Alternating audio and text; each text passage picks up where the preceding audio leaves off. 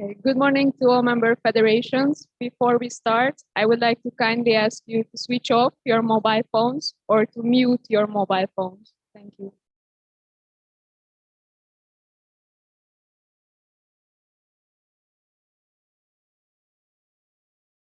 So good morning to all. The IWF welcomes all member federations of the weightlifting family, attending not only in person, but online as well at the IWF Reform and Constitution Congress on this important day. Perhaps the most important day in the history of weightlifting. First, I would like to introduce our honorable guest today being with us at the head table. Let me welcome our honorable IWF Interim President and IWF General Secretary, Dr. Michael Irani and Mr. Mohamed Jaloud.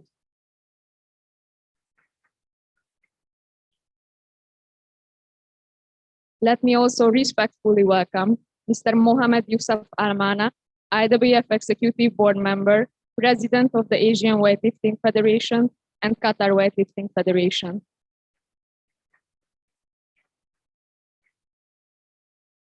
We also have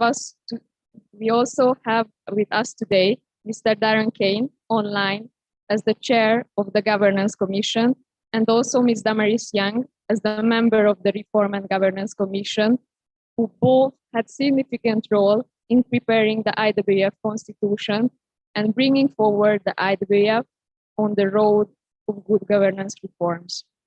And last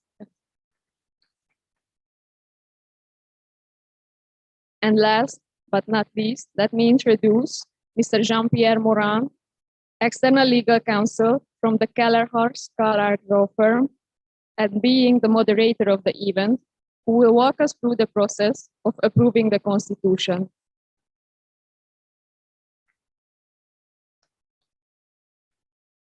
Now, I would like to pass the floor to our Honorable President, Dr. Michael Irani. Dr. Irani, the floor is yours.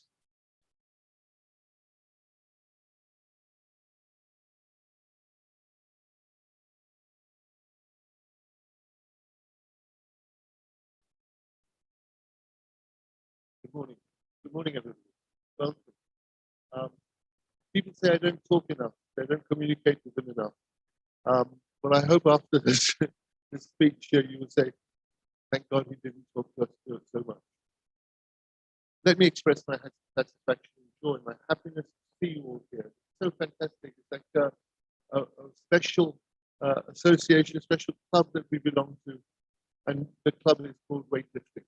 The joy of the sport, the joy of athletes doing well.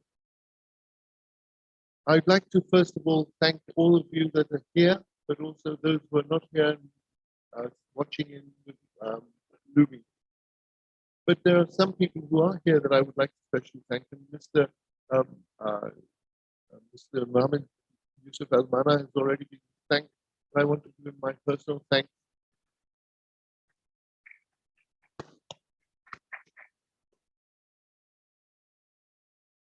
Some say that he doesn't need any introduction. The important things are this. We have Mr. Jean-Pierre Morin, who is our legal counsel. You've seen him. He will be our moderator today. The Reform and Governance Commission members are here, which is great for us to see the people who have been so busy at work and working. The Ethics and Disciplinary Commission, we have representatives here from that, and of course us, the workers from the sport itself. There's one group of people that we accept, we just know they're there, and we can rely upon them, and we don't thank them enough. And that's the Secretariat. And I want you to really, really thank them personally, please.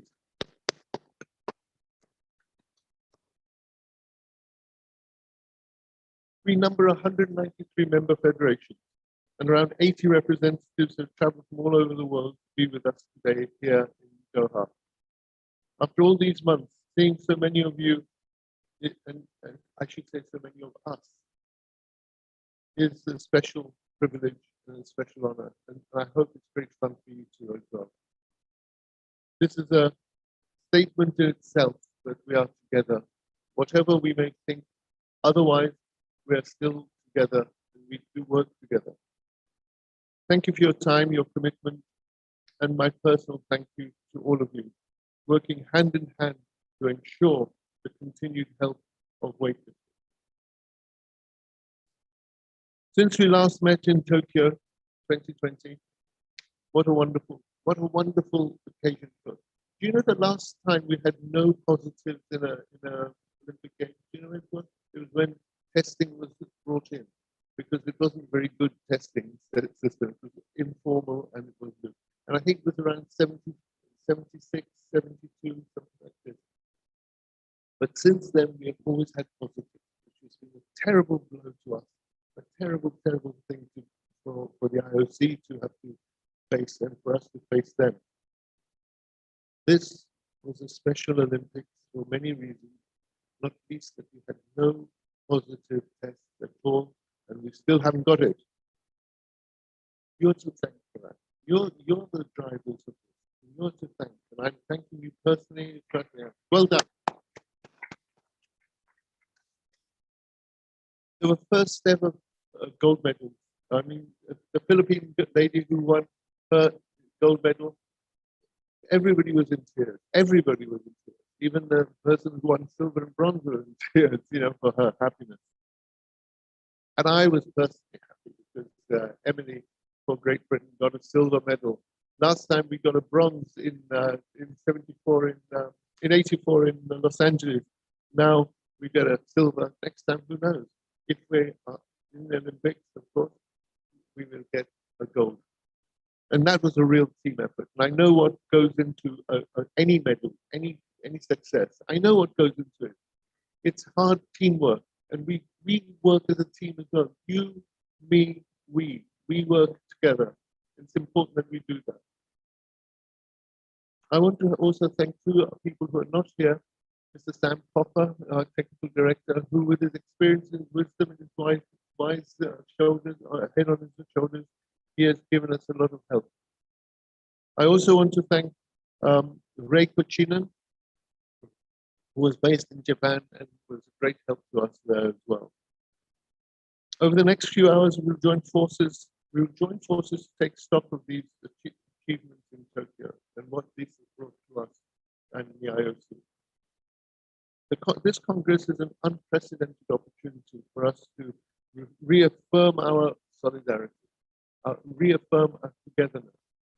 And if we really care for each other, if we really care for your fellow, that he has to be there in the competition, then please, you've got to look at this constitution very carefully and agree to it. When we last met, we were unable to achieve the required 2/3 majority. We couldn't reach it. So we sent the RNG, the Reform and Governance Commission, to work again, and we thank them for it. There's one saying in Japan that says, if you fall down 7 times, you must stand up 8 times. These are our common values: resilience and determination. But there are 2 more that I've not mentioned: democracy and independence. We are a democratic, independent, we listen to each other, we should act upon each other's sympathies and problems. Let's do that. Let's be democratic, resilient, and independent as well. The IWF Executive Board has mandated the Reform and Governance, the RNG. And we would be grateful if the RNG and the independent, we are grateful rather, to the RGS and the independent chairman, Commission's chairman, Mr. Darren Kane, who unfortunately is trapped in Australia, as is Sam Coffer. In some areas, there has been a very advanced change. For example, the number and rights of voting of women and athletes.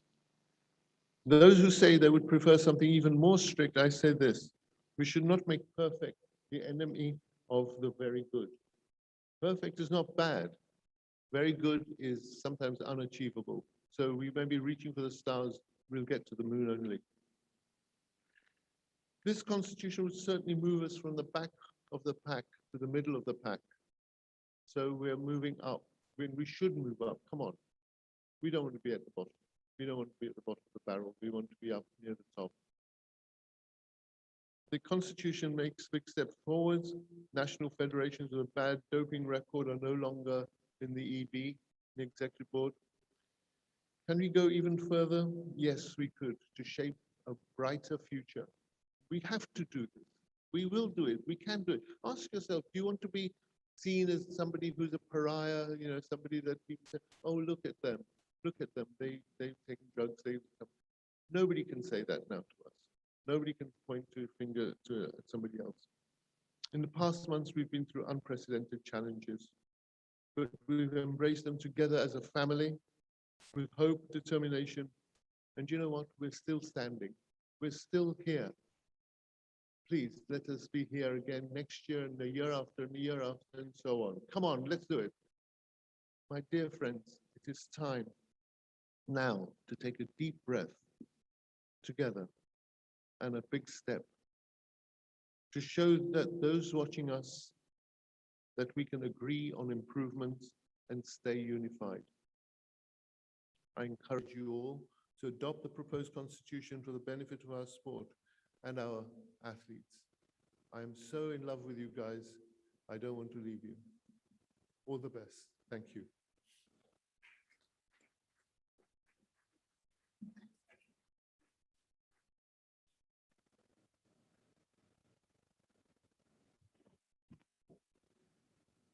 Thank you very much, Dr. Irani.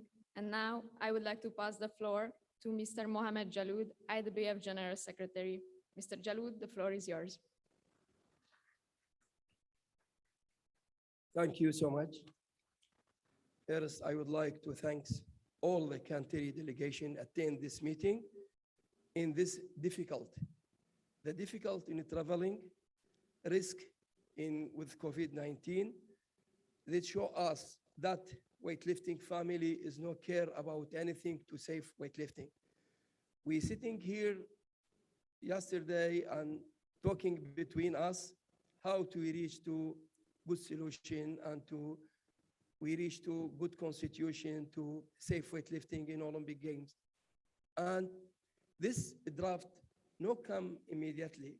I would like to thank the Reform Commission working more than 1 year, near 1 year, and to reach this kind of a draft. And this draft for me is too much positive thing in this draft. The current constitution, there is nothing mentioned about athlete commission, and this draft mentioned about put 3 lifters in 3 athletes in our executive board. The last one have only 2 women in our executive board, but now we increase 30%, 5 women in the executive board in a new draft. We're talking about in the past, no term limit. One can stay 40 years, but in this, for all executive board, only 3 terms. That is meaning in the general, our draft, if you compare with another federation, is for me is wonderful draft. Yes, maybe no reach to 100%, but is for me is very good draft. Second, I'm so happy because the last Olympic Games, Tokyo 2020, there is no doping, 0 doping, and this show us that weightlifting will move to the good way especially in doping. This is not come from empty. Weightlifting working very hard with ITA, and I would like to thank ITA to help us to protect the clean lifters. We're working with ITA hand to hand to clean our sport, and in the end, we're successful and hope to continue in this, working very closely with ITA, is reality independent organization and to help us in this. Also, I would like to thank here Mr. Jean to help us in this. Sorry for Mr. Francois Carrar have some health problem. He apologized. And Mr. Jean here, he represented him and to help us. Thank you, Mr. Jean. Also, I would like to thank Demiris with us from Reform Commission to help us in this. Thank you so much. And also I would like to thank Despina, the chair of Ethics Commission, attend in this meeting. This is 3 reality independent organization working with us, help us now and in the future to build very good weightlifting. I need not take a long time for this, but what I mentioned is very important. We need to keep our unity. We need to be working for the benefit of weightlifting. Must be weightlifting forever in Olympic Games. Weightlifting is wonderful sport. I'm so happy because last games, there's many country first time take medal in Olympic Games. We sent this draft to ITA, Anti-Doping Commission, to WADA, we sent to IOC, we sent this to IWF. If there is any comment about this. Only we received a comment from IWF. They told us maybe next 2020 will be make a guideline for all sport, and no one mentioned recommendation, anything for us. Better from us, from our side, we build our constitution. Better from our side, clean our sport. No need anyone to tell us how you will do. We are, as family, will make it. In the end, I would like to thank Mr. Mohammed Yusuf Al-Mana is the host country, is the president of Asian Weightlifting Federation Executive Board, to give us this opportunity to meet together in the Qatar and to be historical moment if we approve this constitution and to be forward to for future to be wonderful transparency and government for weightlifting. Thank for all delegation attend here, and I wish all successful for this meeting, and I wish all working together as one family. Thank you a lot.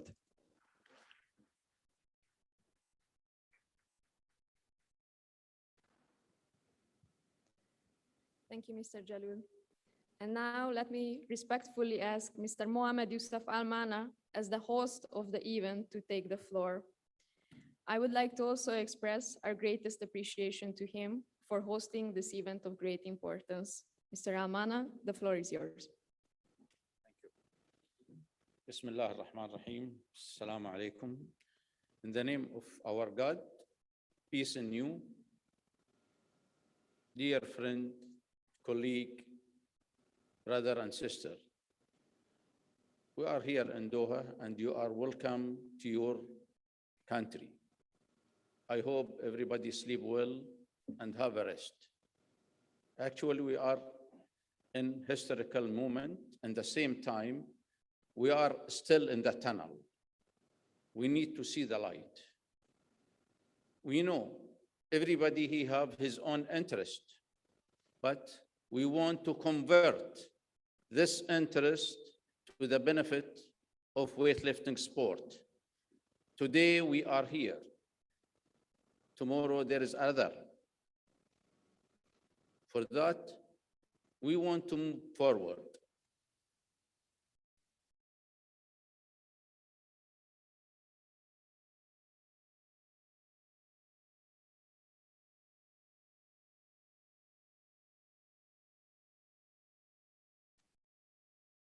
The Governor's Commission and all our colleagues.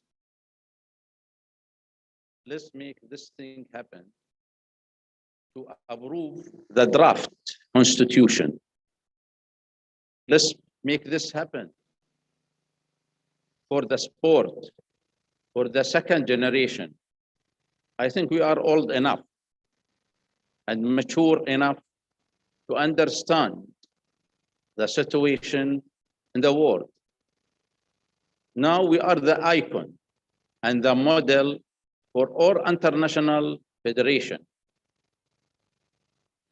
Our draft constitution, it is kind of legacy, but there is nothing complete. Maybe we have 90% or less or more, but we need to work together Forget everything. We need to be united. We need to work for the sport, not for our own interest. If we are doing this, that's meaning we can finish everything today, and tomorrow we can go to have sea trip. If you agree with this, I appreciate this, and you are our guest, and I am honored to have you in Doha. But before I close my speech, Excellency Dr. Irani, forget that Qatar get the first gold medal either in Tokyo Olympic Game. And in the same time, the Olympic record. For that, we thank God for all this. And this is the benefit, not for only Qatar, for the region, for the sport of weightlifting. And I appreciate Mr. Dimas because he showed how the coach work. Maybe somebody, they are not agree what he's doing, but I appreciate him to show this is the coach take care about his athlete. And thank you very much and welcome to Doha.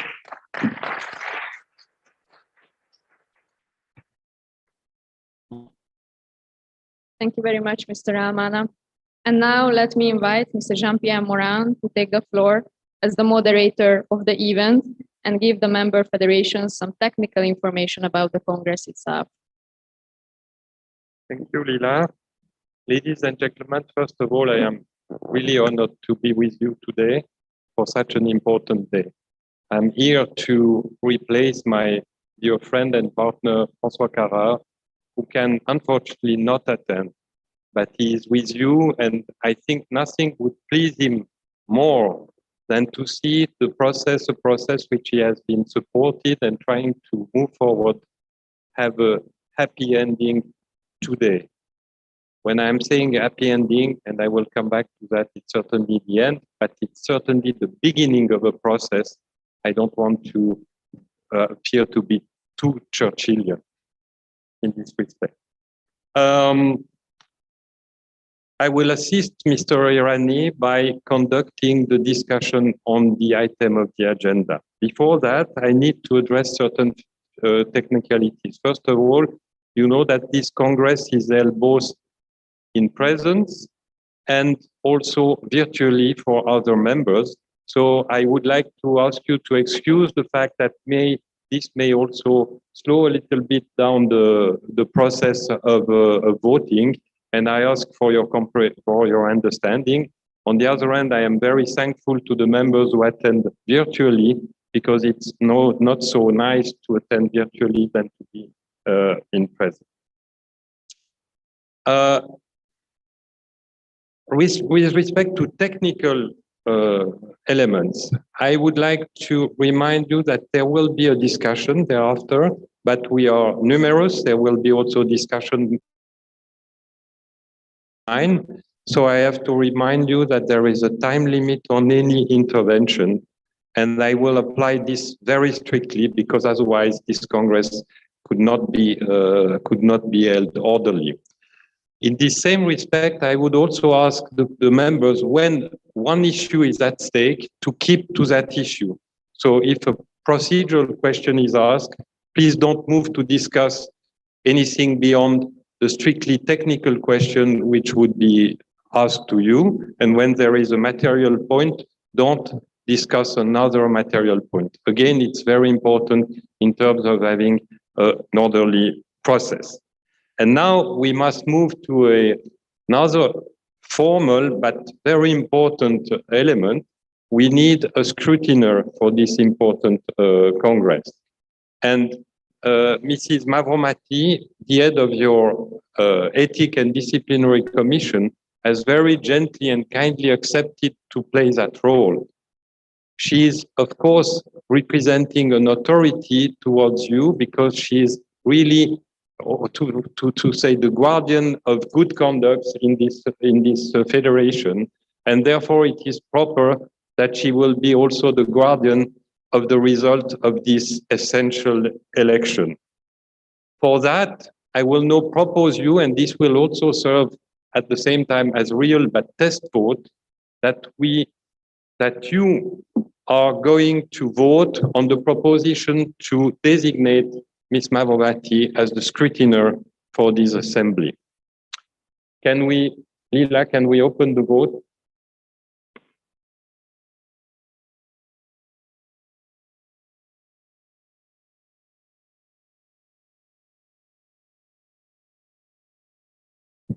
Can we open the vote, please?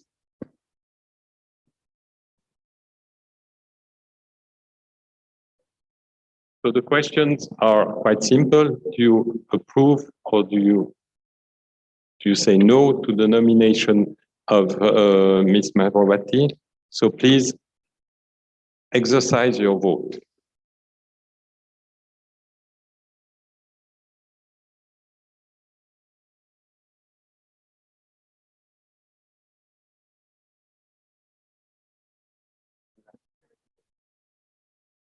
Okay.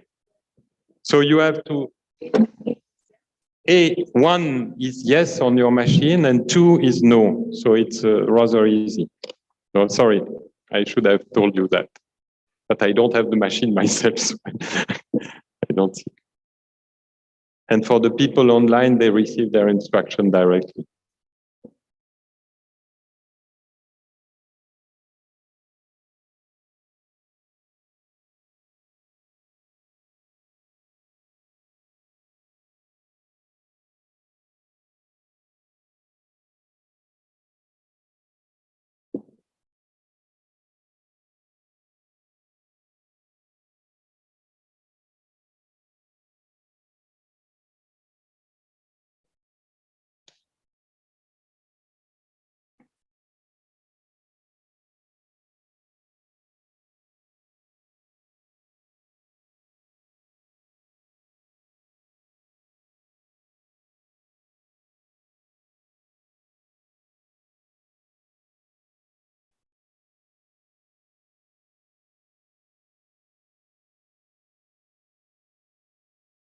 I would like to, I think within the room, you had all the time to exercise your vote, and I think we can now close the vote.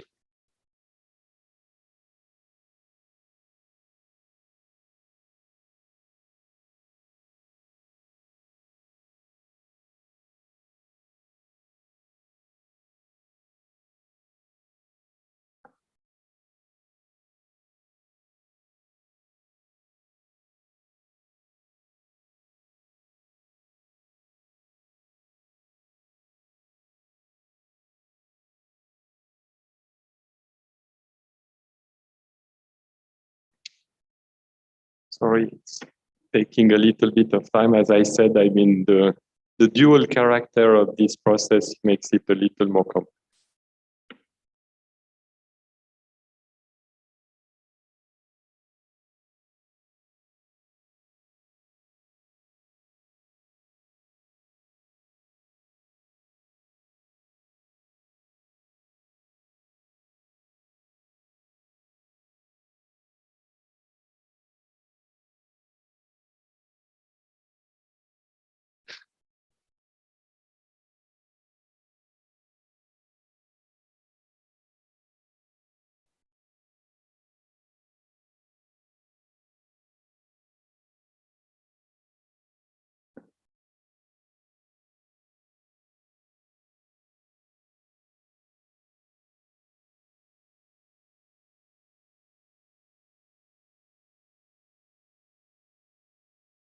Again, it's good to have a test vote because it permits to identify certain problems.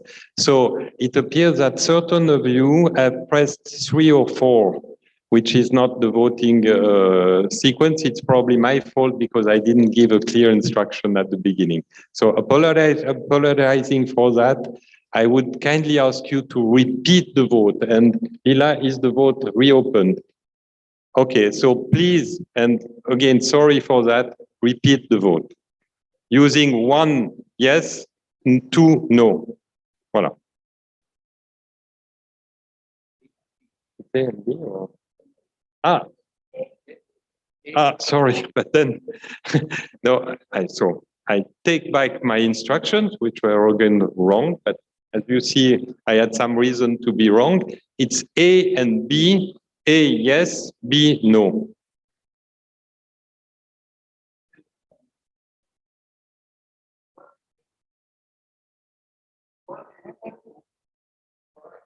I'm right? Okay, then. Oh, okay, then. Yeah, can we redo the test? I mean, wait.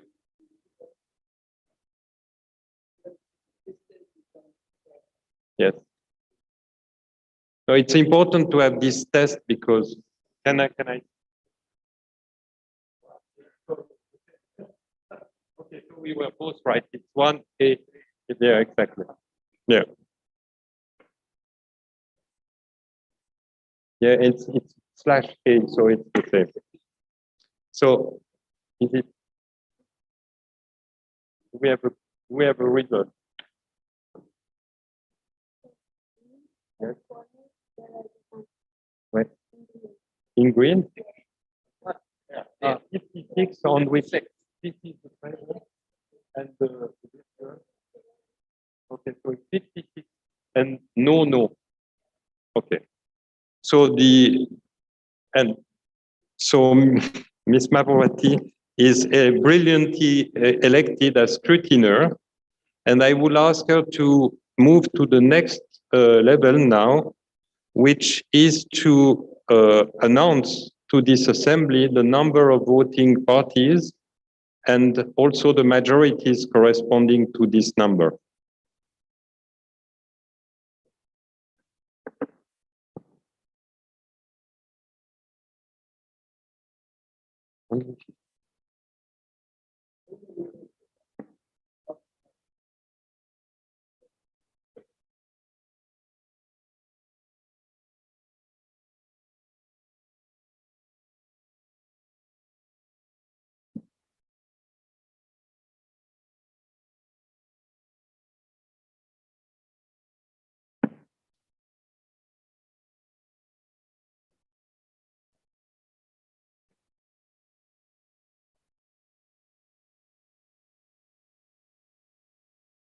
We are waiting for the result of the virtual vote.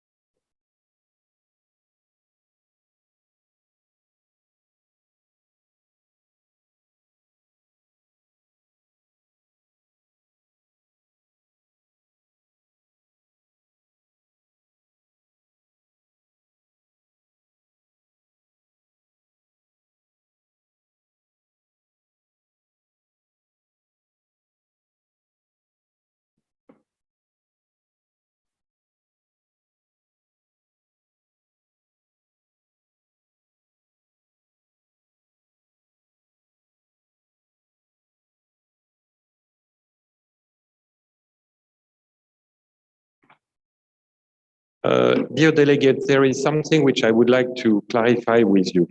It seems to be, I mean, there are only positive votes, as you saw in the, I mean, as far as the published vote were, but the number is too limited. So it seems that is there a problem with some of you to exercise your vote? I would say that on such a vote, it's very important that you exercise the vote so that we can see that everybody who wants to vote can exercise it correctly. So I would propose to repeat it once more, just to check, to be sure that everybody understands how to vote. And this time I will be very clear. On your machine, you have marked 1A, 2B, 3C, 4D. So it's the taste 1A, which you use for yes, and the taste 1B, which you use for no. So with this, Lila, May I reopen the vote? Yes, because I want to see everybody being able to vote. So I reopen for a third and last time the vote. Start and just use all your machine. Voila.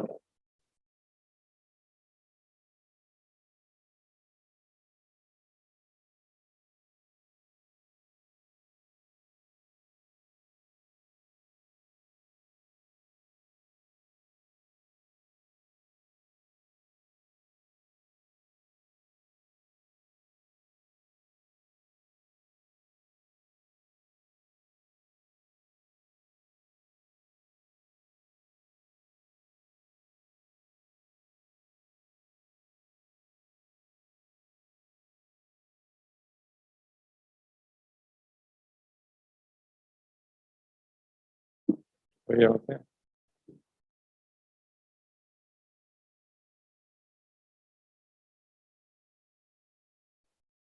okay.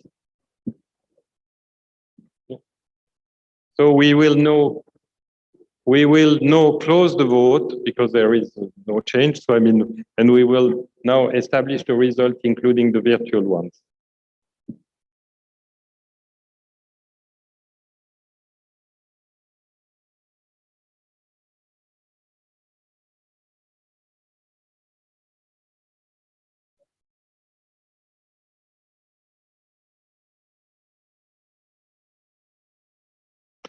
If anybody has a problem with his machine, they should come forth and explain what they have as the problem.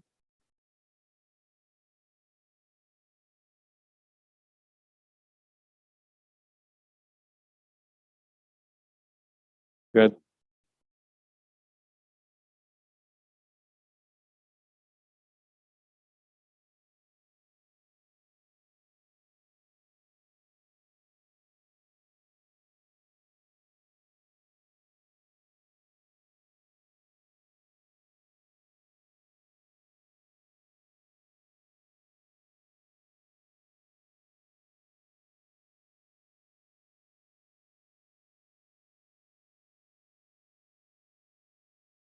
Despina, are you ready? So Despina, can you please announce the number of votes?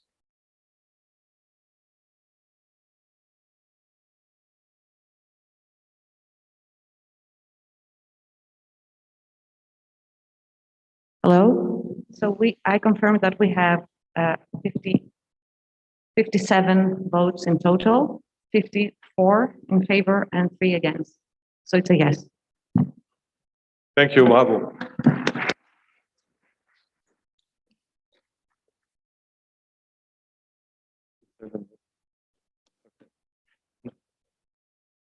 In total 57.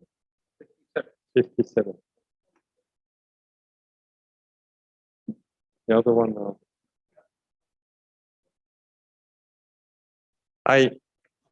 Was there a rich? Yeah. Okay. So I have to complete this result. These were only the present person, 57 votes, 50 in favor, 3 against, and I guess 4 abstain. And we have 34, Lila, 34? 34. So we have 34 votes virtual, and they were all in favor? Okay. So the result is effectively 91 voting, 91 in total, and 84 in favor. So the scrutineer is elected. Thank you.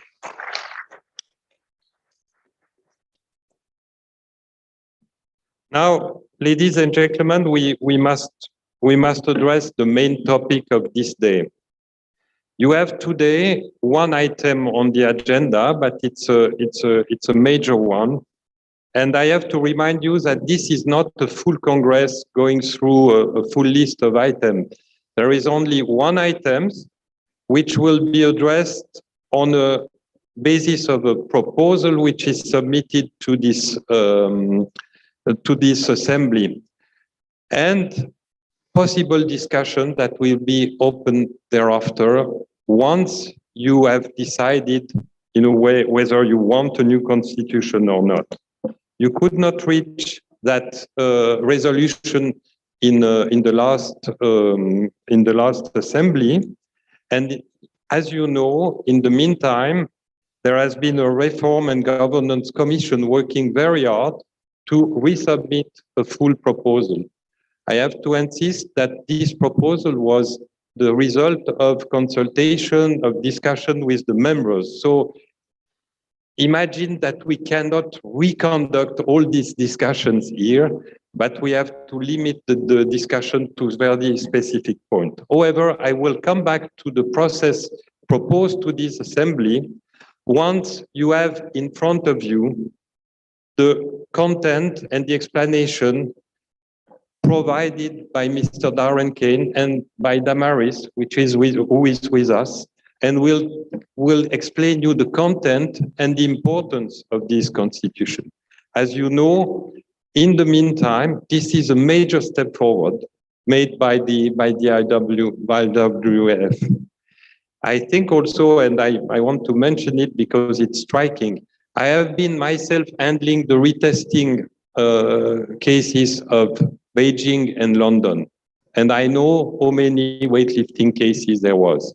So it's a major positive point that in Tokyo, with now the up-to-date and very sensitive method we have to detect doping, no positive case was doped. This is a major step forward. The constitution is the next one, but you have to realize that the context is a difficult and dangerous one.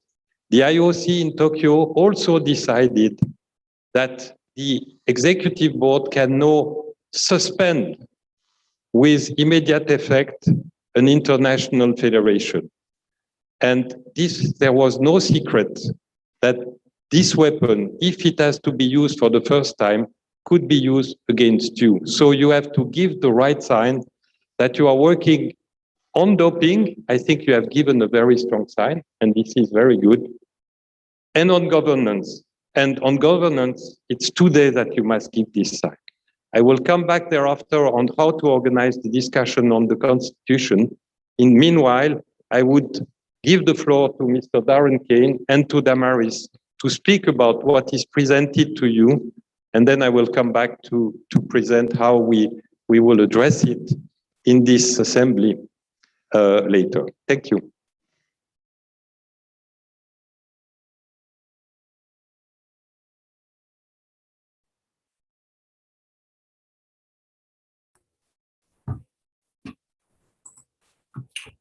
Hello, can someone just give an indication that you can hear me okay? Yeah, we can hear you. Perfect. Thank you, JP, and thank you, everybody. I'd like to start by saying that I'm very sorry that I can't be with you in person today. The Australian government, and I live in Sydney in Australia, the Australian government has a policy at the moment of making life very, very difficult for people to leave Australia. I see that. I mean, Darren, if you could wait 2 seconds. In terms of order, we will give the floor to people after that. At the moment, there is no call for the word from the assembly. You have to respect the organization of this meeting, and there is no reason why somebody should intervene at this stage. Thank you. Thank you, Jean-Pierre. As I was saying, I live in Sydney in Australia, and the Australian government has a policy in place at the moment that basically nobody can leave the country unless there's an exceptional reason, and everybody has to spend 14 days in hotel quarantine when they come back. So that means that I can't be with you in person, but I thank you for allowing me to address you via video.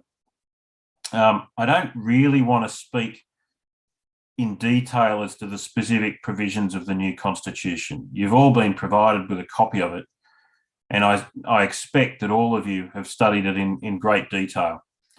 The new constitution and rules that you have before you today represent the work of a number of people, and that work's been undertaken over the course of almost a year. You've had the first draft of the document since April, and you've had the latest changes that you'll vote on today for a couple of weeks now. And I expect that you'll have studied the draft very, very carefully. The adoption of the new constitution today represents one of the biggest changes that this International Weightlifting Federation can make to the way in which it conducts its business. This is an historic day and the opening of a new chapter in the book of how the sport is governed. Instead of talking specifically about the terms of the Constitution, I wish to make the following brief remarks to put everything in context. There once was a time when cannon shooting was an Olympic sport of sorts. Cannon shooting actually appeared on the program at the second Olympic Games in Paris in 1900. And the same can be said about sports such as kite flying, balloon racing, and pigeon racing. In 2021, though, that cannon shooting was once an Olympic sport is rendered nothing much other than an answer to an obscure sports trivia question, a signifier perhaps of an entirely different time and place. There's no longer much about the Olympic Games which is quaint or at all romantic. The International Olympic Committee controls the Olympic Games as a gigantic business.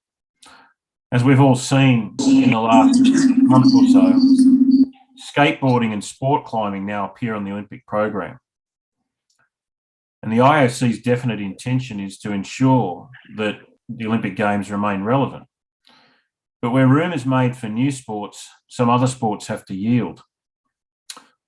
The reason for being so many sports appearing on the Olympic program would be abolished if that sports status was revoked. For example, handball would find it very difficult to maintain anything like its current status outside of continental Europe, absent the sport's continued Olympic recognition. For this glorious spectacle, which is Olympic weightlifting, the sport confronts its Olympic moment of truth, and it confronts it today. This beautiful sport is a sport which is in a state of impeccable peril, a dark reality that's been brought about by many who have controlled the sport's fortunes over the years. Should this Congress today consciously vote to make the wrong decisions, it's almost certain that the sport of weightlifting will thereafter be spoken of in the same past tense, and just like sports such as pigeon racing and cannon shooting. And once weightlifting is removed from the Olympic program, it will find it almost impossible to come back for Los Angeles in 2028, Brisbane in 2032, or at any games thereafter. And the reason for that is that the space on the Olympic program is too crammed. Esports, for example, want to come in, and so do many other sports. And once the chance to remain on the Olympic program is gone, it may well be gone forever. In the starkest of terms, the sport of weightlifting and the people who control the International Federation will today be forced to choose between individual personal ambitions on one hand, and on the other, protecting the future and the viability of what is an absolutely fabulous sport, which is far bigger and more important than any person that's involved in the sport. That I can make this declaration at all is perhaps not that special because no one's got a crystal ball. Nobody knows what's going to happen next.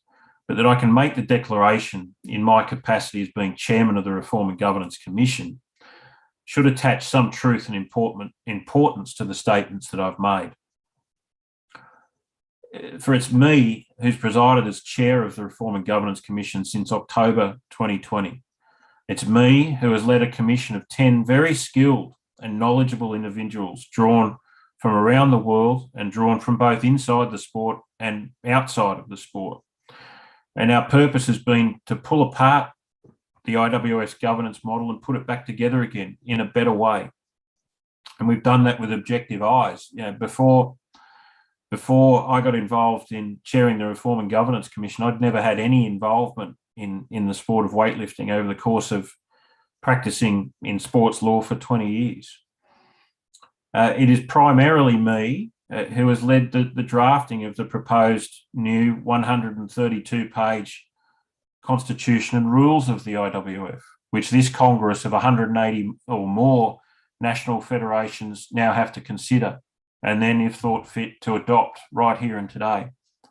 Ideally, it would send a strong message to the IOC and indeed world sport if that new constitution and rules were adopted unanimously. None of this 2/3 majority business, but every single voting member voting in favour of it. That would send an extraordinary message. The entire future of the sport is in the hands of you, the voting delegates. There is no more succinct or indeed more accurate way in which to summarise the present state of affairs than to say that you have the future of the sport in your hands. The sport is in a precarious, if not invidious position, but also a position of opportunity. At its 138th session held in Japan to coincide with the Olympic Games in Tokyo, the IOC voted to materially alter the Olympic Charter. Relevantly, the IOC now reserves its full discretion to remove a sport from the Olympic Games if a sport's governing body fails to comply with the various integrity and anti-doping policies, and it also expressly reserves those same powers which may be exercised if a sports governing body, such as the IWF, refuses to comply with IOC decisions or otherwise acts in a manner likely to tarnish the reputation of the Olympic movement. There can be no actual doubt that the immediate intention of the IOC in making these changes to the Olympic Charter relate entirely and exclusively to this great sport of weightlifting and indeed the IWF. The continued inclusion of weightlifting on the Olympic program for Paris in 2024 and after that is squarely and singularly dependent on what the IWF chooses to do next.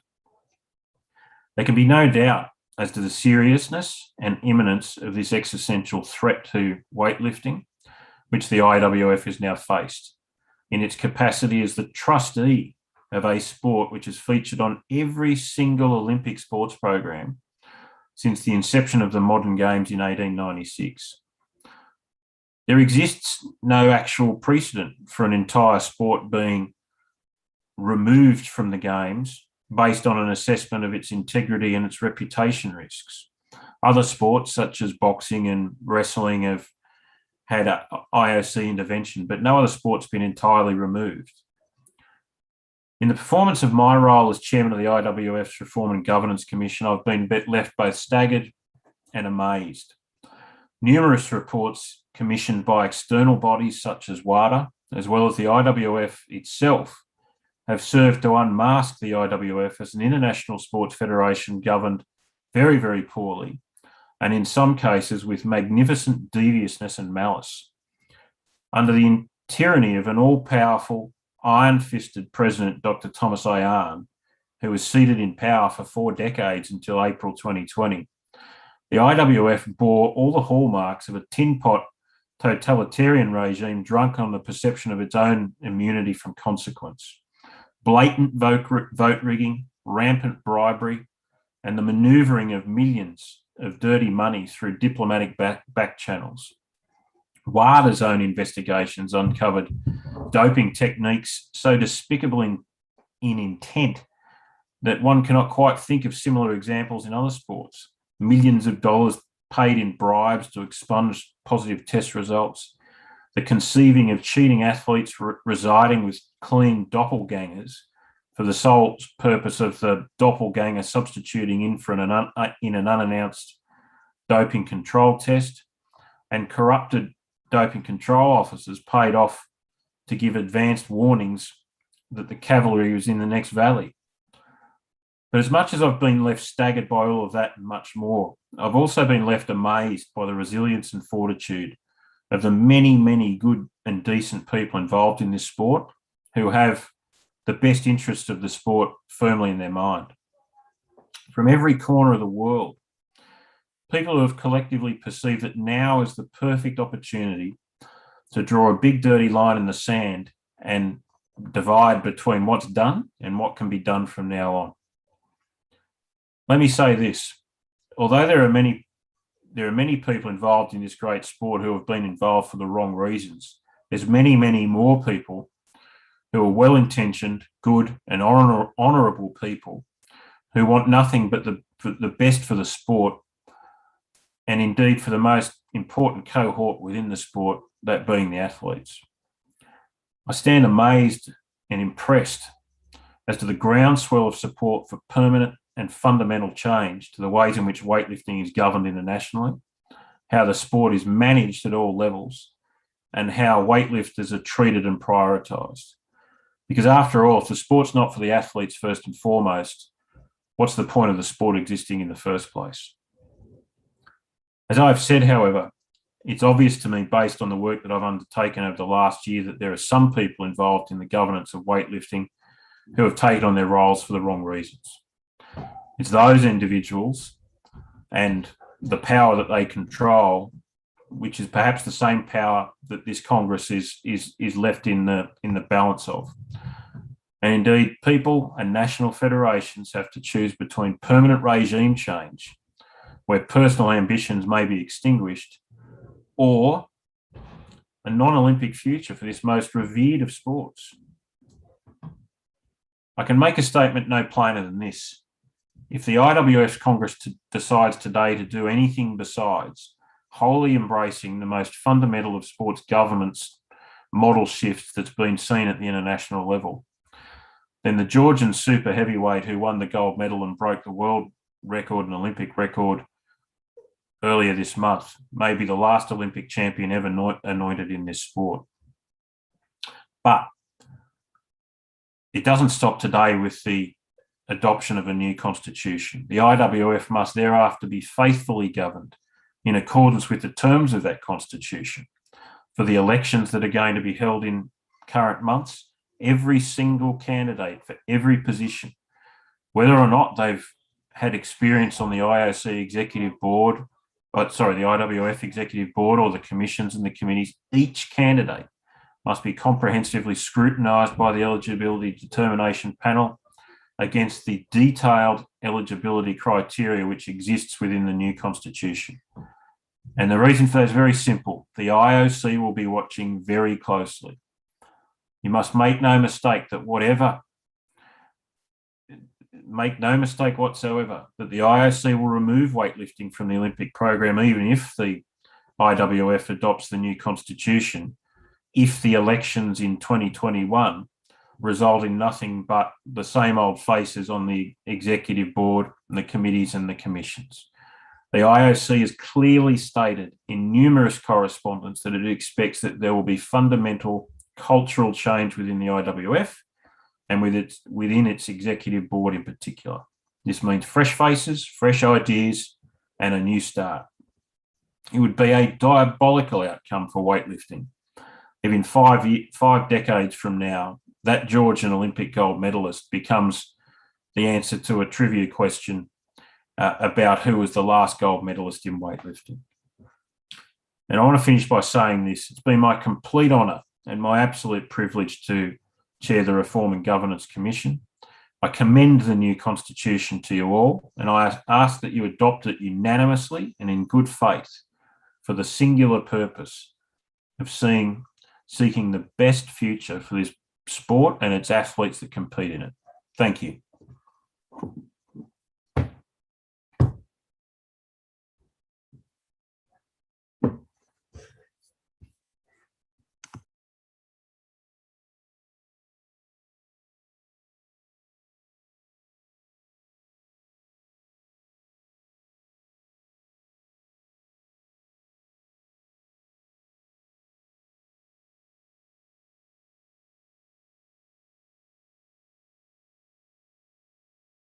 Take it out? Perfect. Well, first of all, it's a pleasure to personally see you all here at the continuation of this Constitutional Reform Congress. Without a doubt, being able to join you is a pleasure for me.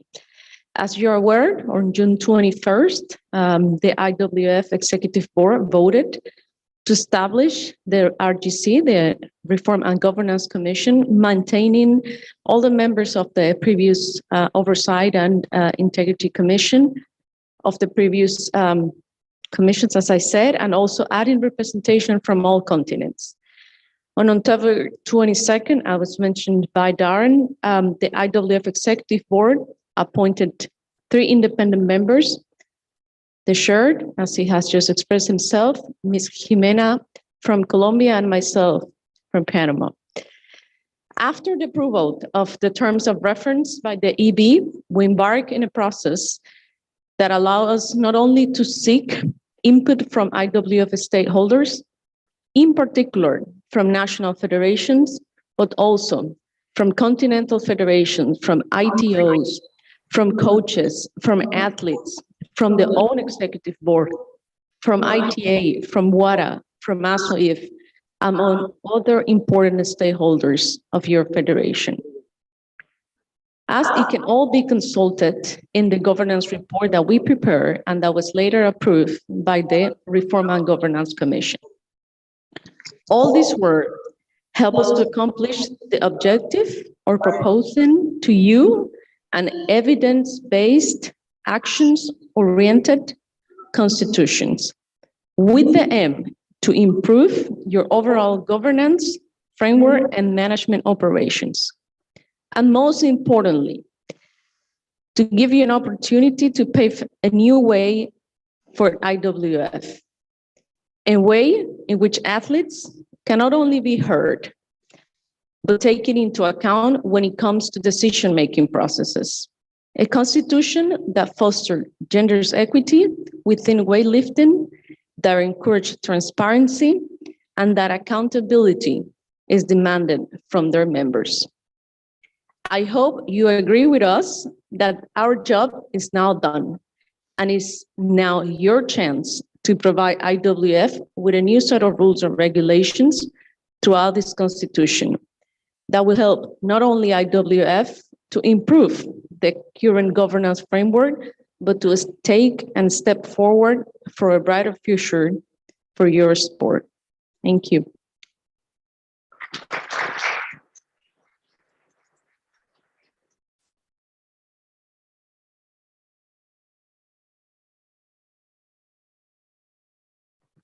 We will now proceed to the actual content of this Congress. But before that, I have an important matter to attend, is to be sure that the voting is going in order and that everybody can express its vote. Because we have in this room 87 delegates, and therefore we should see expressed 87 votes. In this respect, I would propose that before I go to the vote to the organization, that we do a small test where I would ask each of you to press the button 1, and then we will redo another test. Wait that I open, I think I need to open the vote before. And then we will redo a second test with the no, and then we should see every time 87 if the people who are in this room are voting. So I would, if you agree with that, I would propose that we do this test before we proceed further. I'm sorry, but it's an important vote, so voilà. Okay, good. So, may I? Yeah, I know.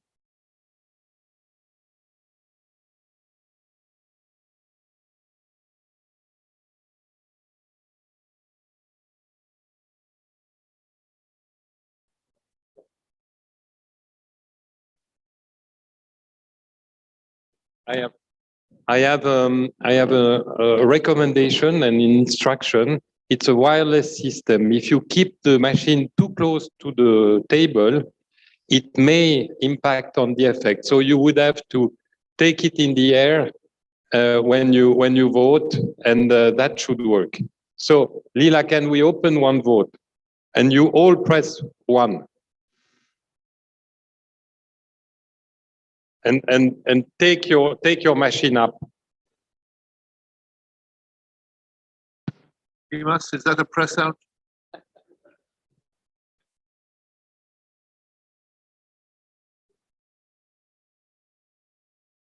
Okay.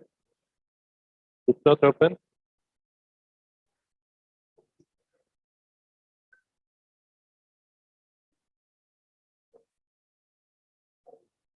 But can we see? Because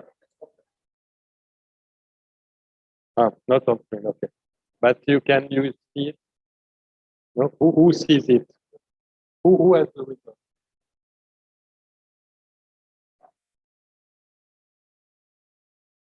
You want to redo it? Okay. So then they should go. Okay. Sorry to bother you again, but okay, the vote is open now. So raise your hand and vote. Everybody. We will not see the result. They will see the result and they will confirm whether they have the number.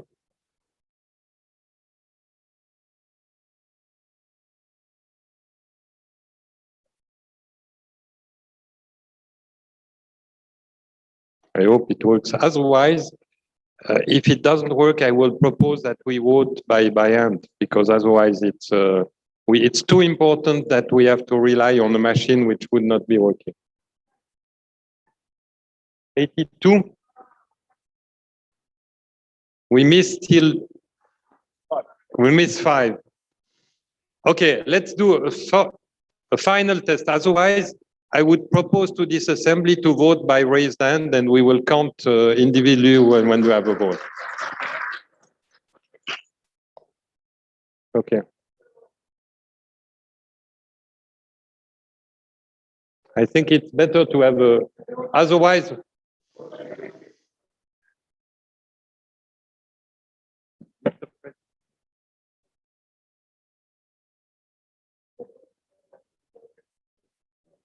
Okay, so I propose the following. We do a last test with the machine.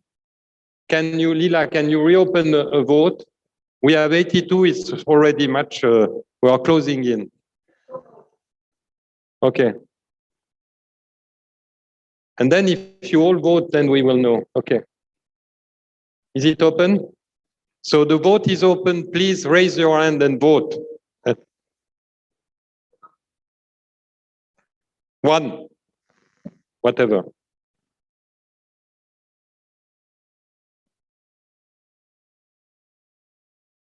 I think it should be okay, no?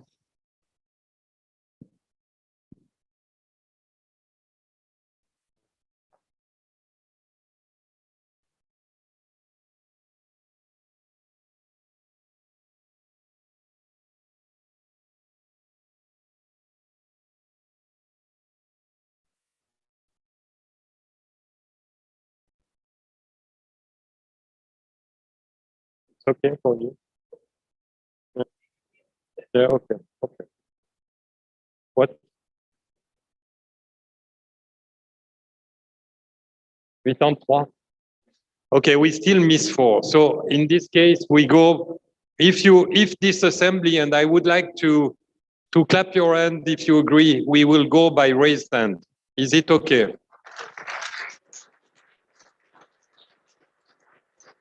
Is anybody against it? No, we have a clear majority, and this assembly is the master of its own procedure. So you could go by raised hand, which means that we will need the support of the secretariat to count, and you will have to stand a little bit for your hand. So now coming to the process of this constitution, you have heard from Mr. Kane and you have heard from Damaris how complex it was to put up this proposal. This new constitution, I would compare it to your new house. And you need to have a house before you discuss the color of the walls. You are, as I said, you have made a big effort in terms of doping, and now you must make a big move, and a very significant one, and a very quick one, in terms of improvement of governance, which means, and I'm not prejudicing amendments and discussion about that you need a house going out of Doha, which means you need a constitution. If you do not approve the constitution as such, and if you do not accept the work basically in principle, which has been done by this committee, then you will send exactly the wrong signal. In this context, we propose the following to address the point on the agenda, which is adoption of a new constitution. That the new constitution as prepared by the reform committee be accepted in one vote. And then I will open a second layer of vote, which will be to see whether you have amendments which can be proposed to your decision, because you are the master of the constitution. And this will be done in a way which is as effective as it can be. As you realize, if we have to go, especially through hand-raised vote, it will take time if there are numerous items to be voted. And for example, a vote article by article is not conceivable. With this process, I will ask you in the first moment whether there is any, for example, any amendment between 1 and 10 in the articles. Then we will note that there are either no amendments proposal, then we can, or we will note that there are. Then we move to the next block, and I will ask you for each 10 of articles whether you have proposal which you will not present at this stage. It's just to know whether we have to go back to these amendments. When we have covered the full constitution, we will then go to the amendments, and we will do a small recess, giving the federation who wants to present an amendment the time to bring it to us, so that we can organize the process of going through the amendments in chronological order in comparison to the Constitution, assuming you would have adopted it. That's the way, with this way, we can move forward and have a result at the end of the assembly. Otherwise, it will be practically impossible, because you need a basis for the discussion. And the basis today is the proposal which has been worked out by the Commission after consultation of the members, after a number of discussion, and which is already expressing, I think, a certain consensus, which may be adjusted in the discussion thereafter. So the proposal which is put to this Congress is to proceed in the following manner. First, to have a vote on the adoption of the Constitution as proposed, but subject to the amendments which could be later addressed. And that would be the first vote. With that, you would have a result and you would have a Constitution anyhow. Then we would move to the second stage, as I explained, with the possibility of you, the members, to make proposals specific to amend the draft Constitution. It's the way a parliament would more or less work, with a basic text, and then amendments proposal to certain provisions. But you need, again, I say, a basis, and if we don't do like this assembly will not be able to bring the basis that the IWF needs today to move forward. So my first question to this assembly, and we will open a hand-raised vote, is whether you accept the process which has been proposed, this two-stage process. And I would, to be effective, because if, as I hope, this would be supported, the most efficient way is to ask whether there are people against that process, and then we will move to the next stage. Because if we see clearly we have 87 in this room, we will receive if there are a limited number of negative votes, then we can assume that the item is accepted. Therefore, I am opening the vote here by hand raised only for the people who are against it, and for the virtual vote also. So the vote is open.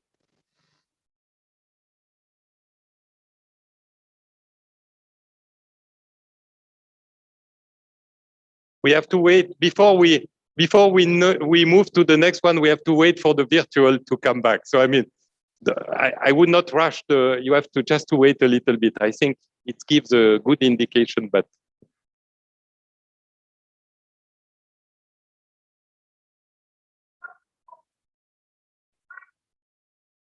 The vote, no, it's not in writing. It's a process vote, which says, do you accept to handle first a vote on the constitution as such, and then in a second stage, opening up the floor to possible amendments to that text, which serve as basis for the discussion. Voilà.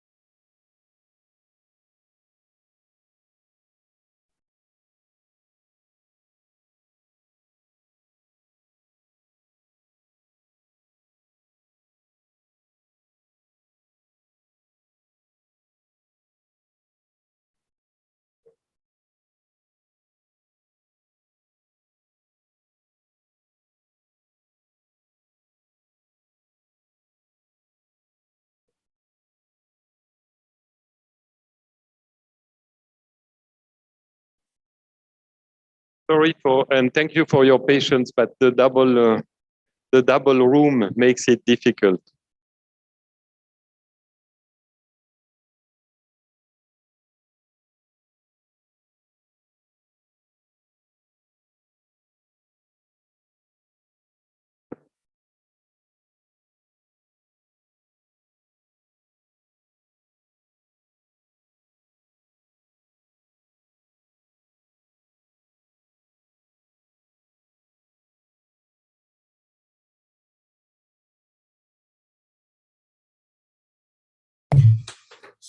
Jean-Pierre, can you hear me?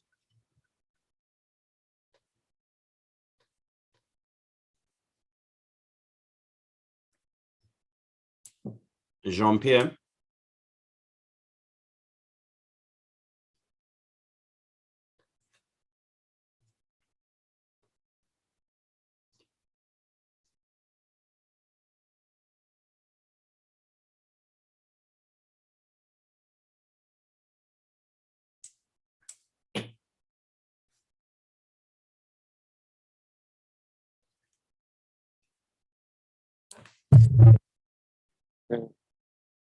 Yes. We have to wait for the others.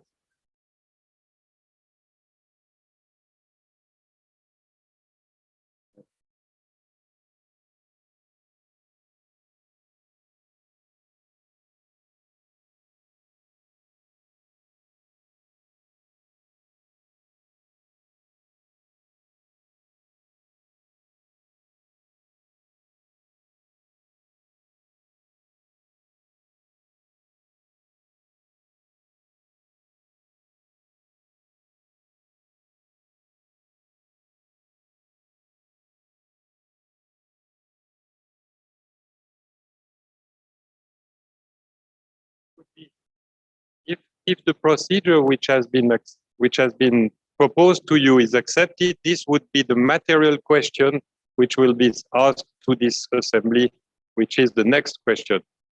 But we wait for the virtual people to give us the green light to move to this item.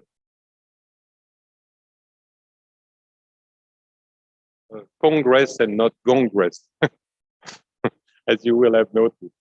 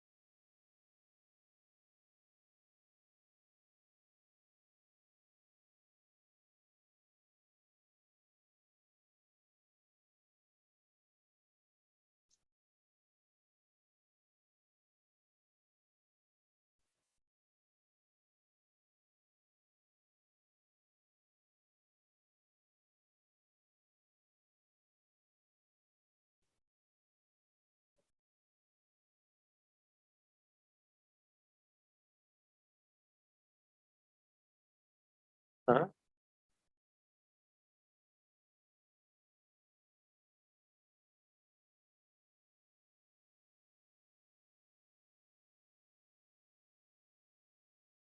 No, they are prepared.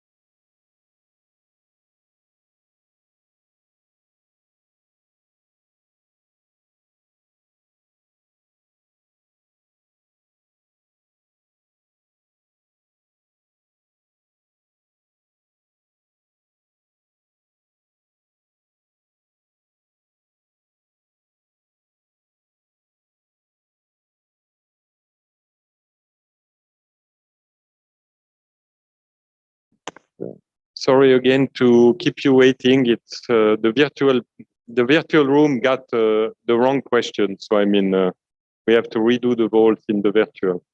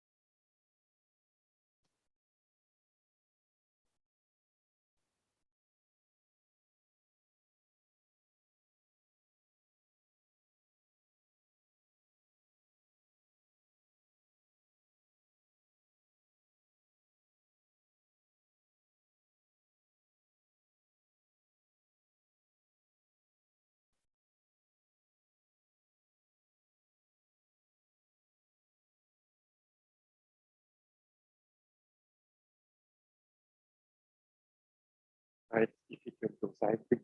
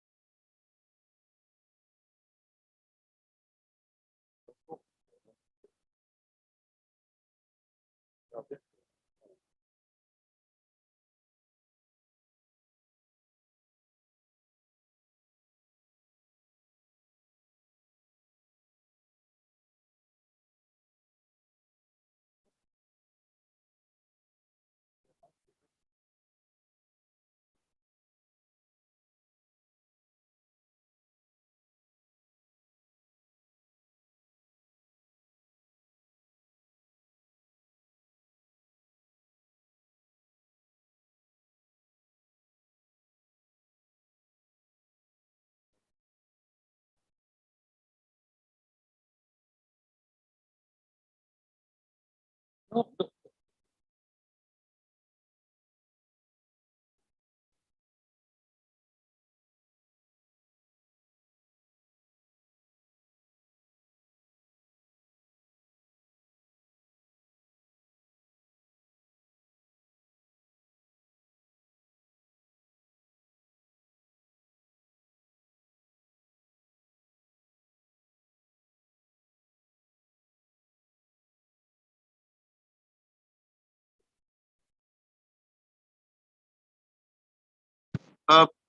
Everybody, listen. I know half of you have gone now already for coffee or break. Quickly, if you go quickly and come back quickly. If you come back quickly, please, to finish off the voting. That's going to start now.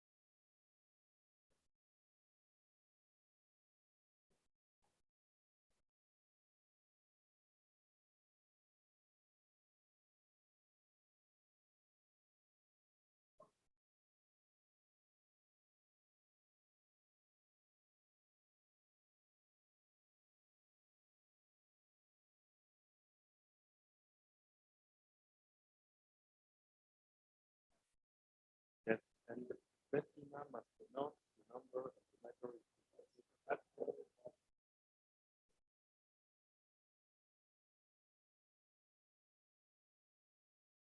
Yeah, but we have to put them back.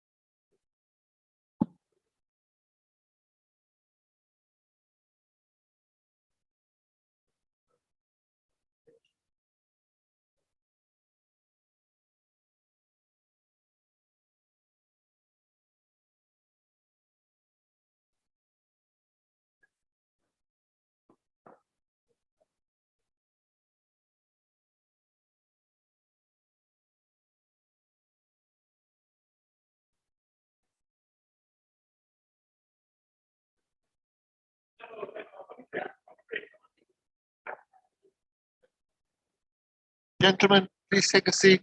Please take a seat. Uncle.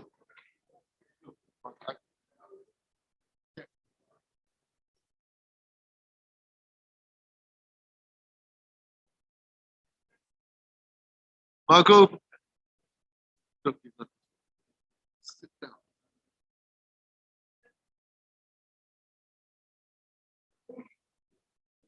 Tell them also. He's going to, I call him in, he goes down. Gentlemen, sit down, please. Take your tables.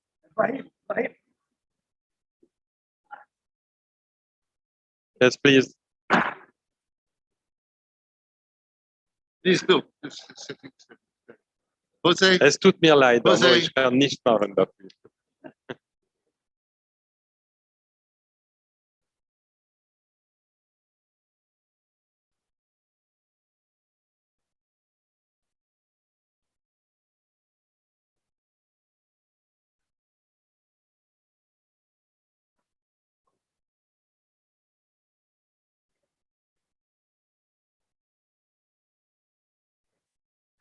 Okay.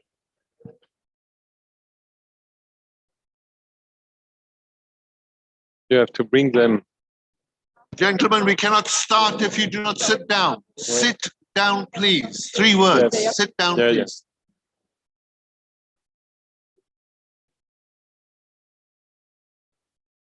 Okay, everybody. Okay. I think we can. I'm just waiting a little more. Also, from this room, it's just an announcement. So,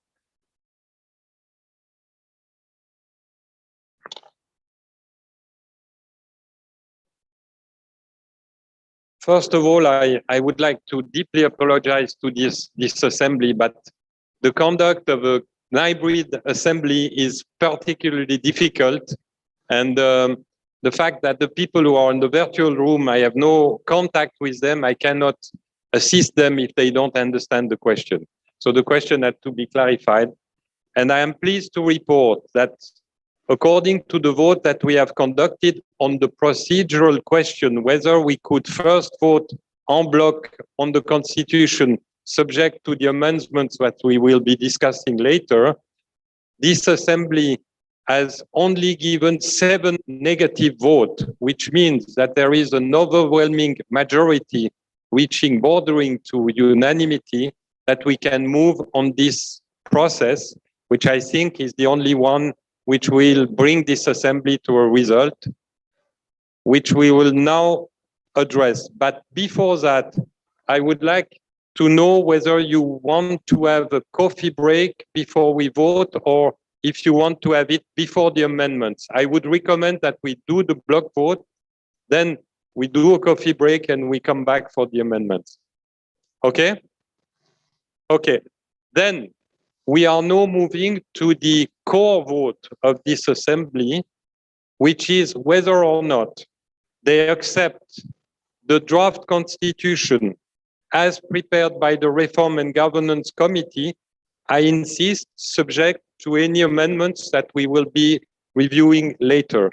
But this will give you the House, and then you will make the adjustment in the later stage. I would like to launch the vote on this question, and it's done.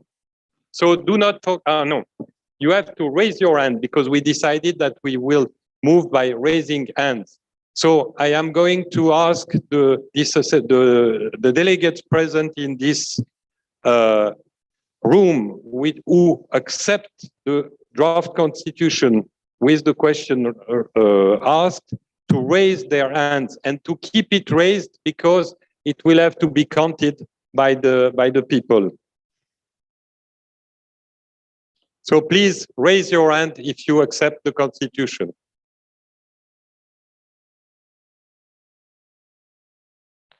Or you can, no, you don't need to use the machine. It's okay. You just raise your hand. Voila.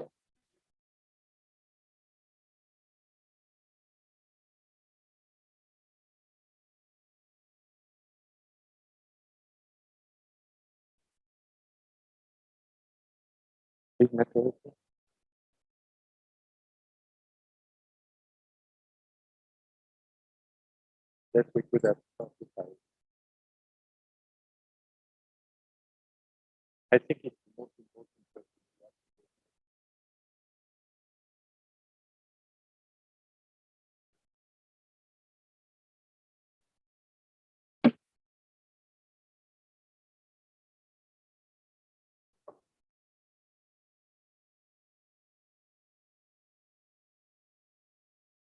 Once you, yeah, I think you can go on.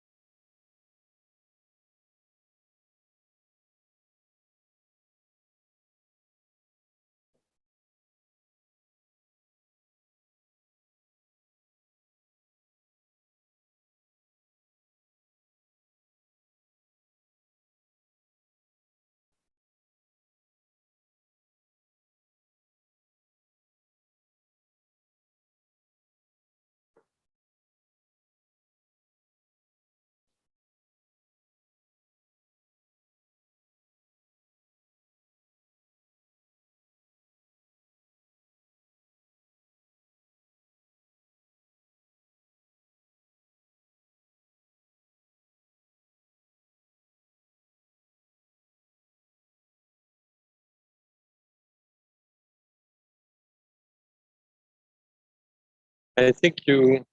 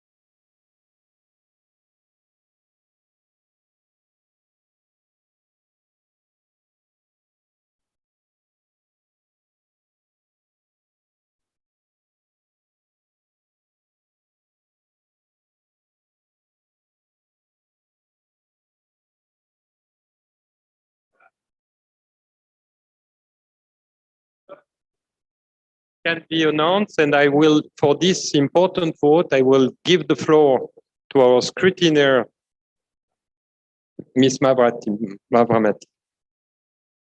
Thank you. It's Mavramati. So I confirm that today we had 132 persons in total eligible votes. In person, we had 88 eligible votes, and online 44 eligible votes. Out of the in-person voting members, we had 86 in favor, 1 who voted against, and 1 abstention. Out of the online voting members, we had 38 in favor, 3 who voted against, and 3 abstentions. So in total,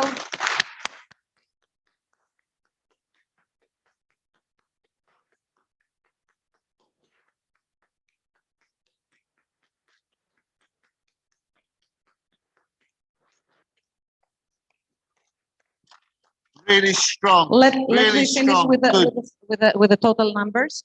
Out of the 132 voting members, we had 124 members who voted against, 4 only who voted in favor, 4 only who voted against, and 4 abstentions. So we reached out of the 66%, 66.6% that we should reach at the minimum. This would be 88 members, and we reached 124 members who voted in favor.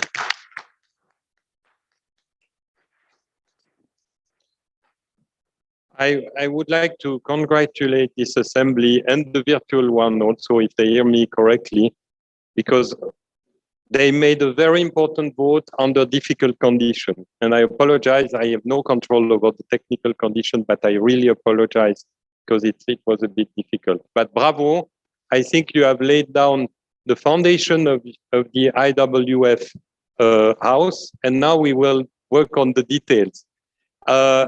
What I would propose is that I go through the block of provision, unless you want absolutely to go to a coffee break, because the first question I'm going to ask you is not which amendments you would like, but whether you have an amendment within a certain set of position.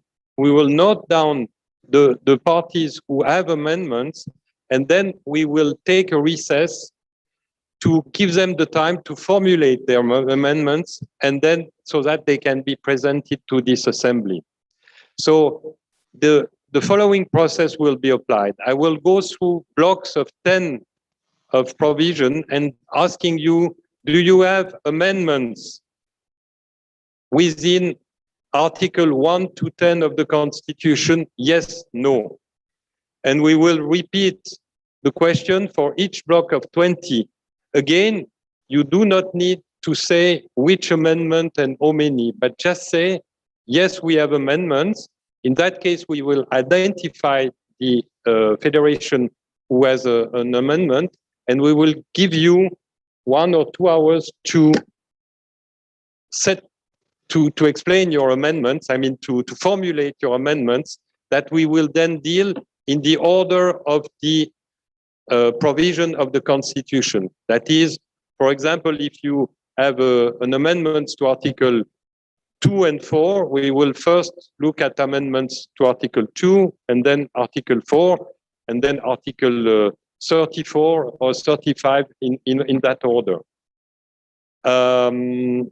So if you agree, I would suggest that we go through that targeting process, identifying process, which should not take too long, and then we will have a recess of, for example, Mr. President, what do you propose? 1 hour, 2 hours? Coffee? No, but it's just to give the time to prepare. 1 hour. So then we take back after dinner. So what we do after lunch, wait. What we do is we identify the amendments, just the existence of amendments, and we go to lunch, and after lunch we reconvene to address the amendments. During the lunchtime, which will last how much? Mr. President. So it's 12:10, so until 2 o'clock, the federation which have an amendment should bring them to me or to Lila so that we can register them and then present them to the assembly. So, Lila, is it possible to open a vote saying, first question, is anybody having an amendment in the provision between Article 1 and 10? I opened the question, and here it's easy. You just raise your hand and you say, yes, I have one. It will be Article such and such. For the virtual one, I think they have to indicate. Right?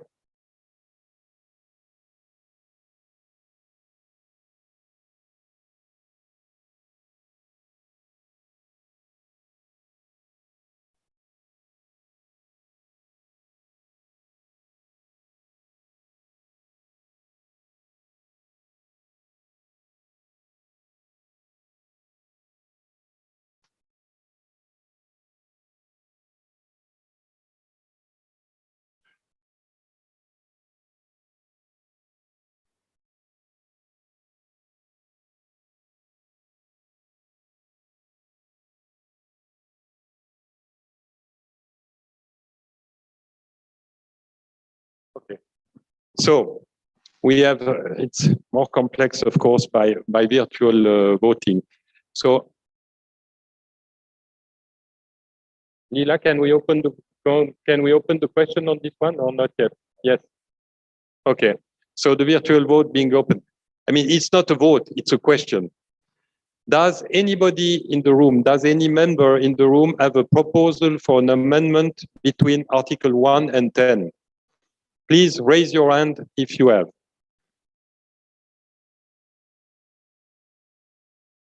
I take it that there is no proposal of amendment for articles between 1 and 10 of the Constitution. Thank you.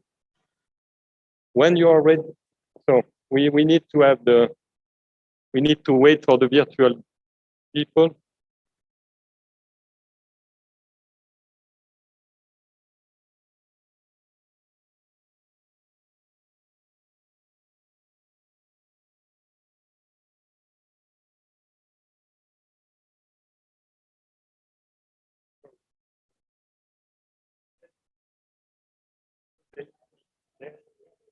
Yeah, okay. This is a communication for the people attending virtually. If you have an amendment, you must identify yourself and communicate that you will provide the proposal during the next, until 2 o'clock this afternoon.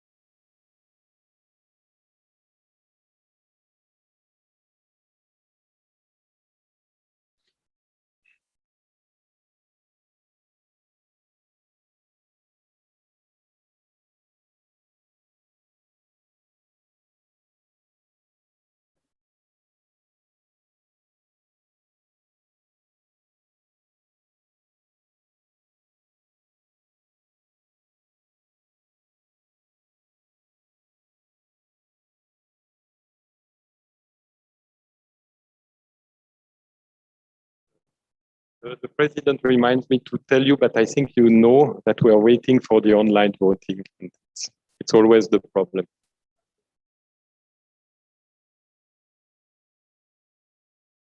Okay. There are two federations which will send an amendment between to Article 1, between Article 1 and 10.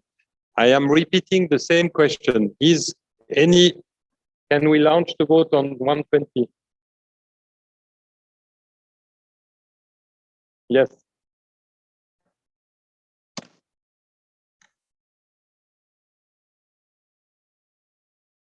Well, 11:20. Sorry, you are right. Pardon.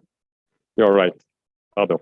So 11:20. Does any delegate, does any member in the room have a proposal for an amendment for the provision between Article 11 and Article 20 included in the Constitution?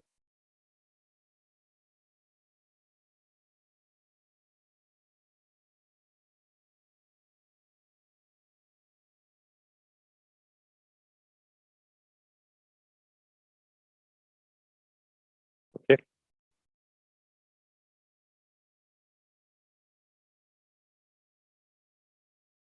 Thank you.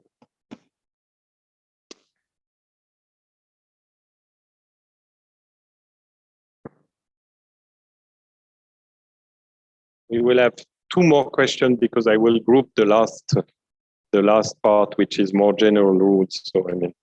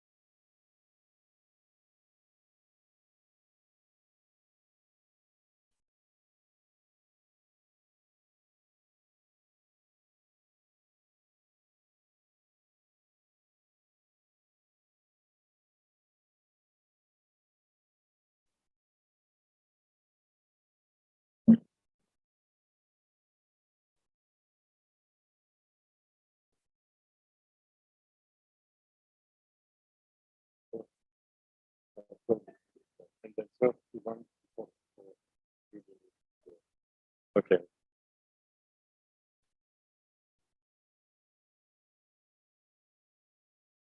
Yeah, I think moving.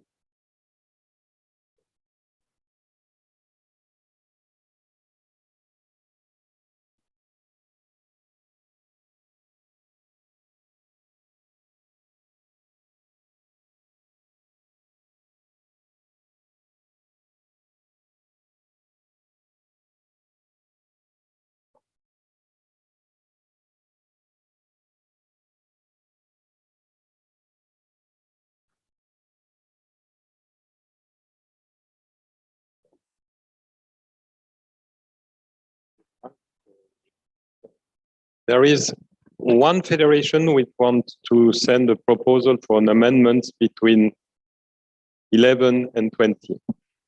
And now we move to the, are we ready, Mila? So we move to the provision 21 to 30 included. Is there an amendment which is presented in this room? I see Finland. One.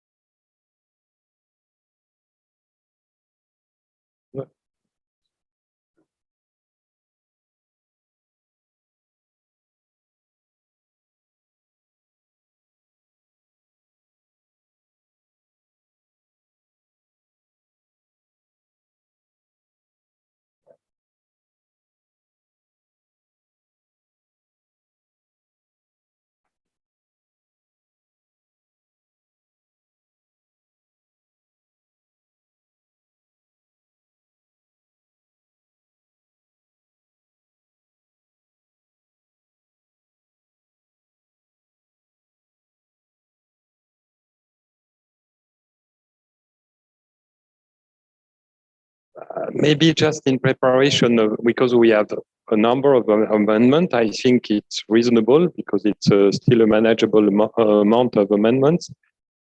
If some members are supporting the same amendments, of course, they should bring it together in one. I also would like to ask you to the extent possible, formulated as a text which can be inserted directly in the Constitution through an amendment or, if needed, an additional provision which would be indeed inserted, and then you have to indicate where you think it should be inserted.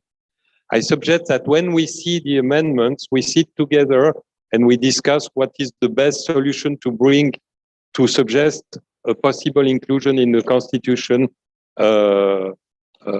formally speaking. But it would be immensely helpful if you have formulated amendments which can be directly submitted to the vote. I thank you. It's just a matter of being effective.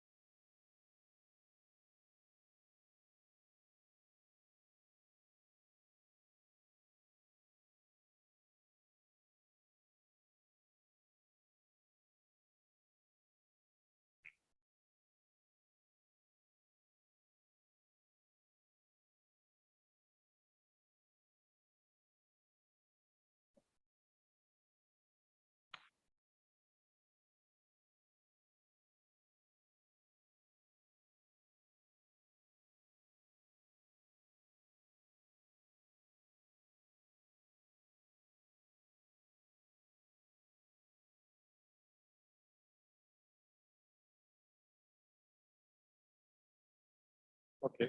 There are 3 more amendments proposal which would be coming. I don't know whether they are the same or they could be the same. It's possible, but 3 countries want to propose an amendment.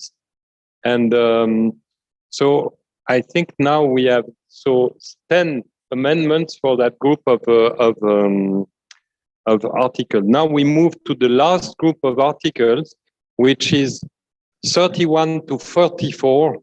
I group them because they include also general provisions which normally are not really subject to much discussion. But I open the floor. Is there anybody proposing an amendment for the provision between 31 and 44?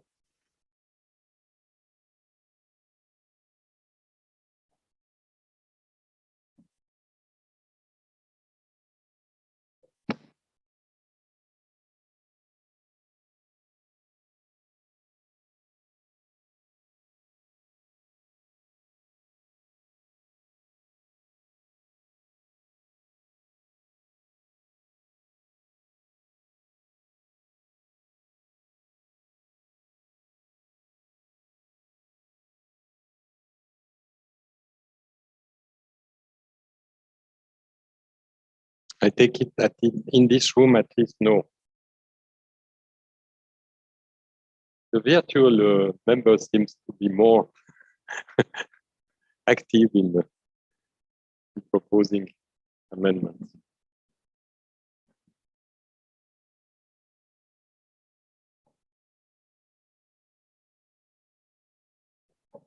Maybe a word about how we could go and advance the procedure from this on. As I said, now we expect the federation who have proposed amendments to bring them to Lily, to me or to the office, and we will be looking at them, probably discussing on the way with the proponent on the best way of submitting to you this afternoon. Then we will present the amendments to the Assembly, and the Assembly will have the occasion to say yes or no. As it is an amendment, it's also subject to the qualified majority. 0. So for the last group of provision, there is no proposal of amendments. So we stay with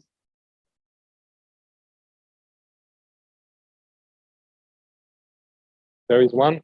So there is one proposal of amendments for this last group of provisions. So as I said, now the procedure will be the following. The federation's members who have proposals should bring them to us in a formulated form with an indication where they should be in the constitution.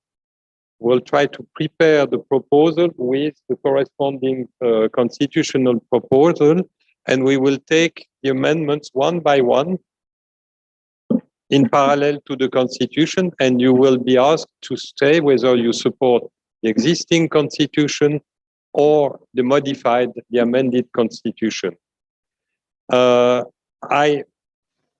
will offer the possibility to Damaris and to Darren, if they are still in the room, to express their opinion or how they see this amendment working in their draft or not, or given an evaluation, which is of course just their evaluation as they have been the Reform Commission. I think it's an interesting point of view. Also, the proponent will have the possibility to present the amendment during 3 minutes, and we will open the floor to other members who could have an opinion on the amendments. So it will take a certain time to go through, but I think given the number of amendments, we should be able to finish this Congress by tonight. In the meanwhile, I wish you a very good lunch. Thank you.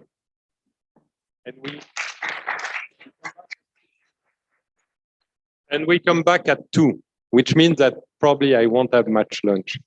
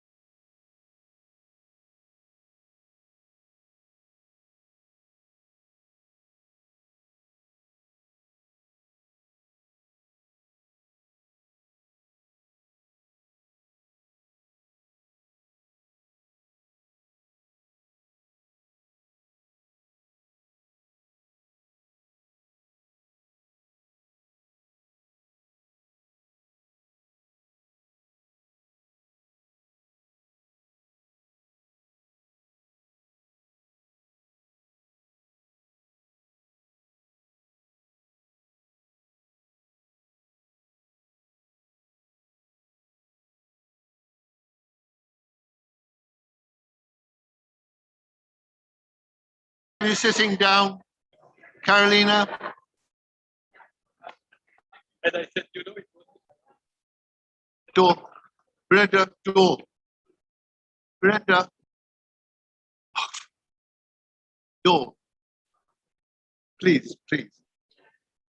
Thank you, thank you. Who's that group there? Who's that group there?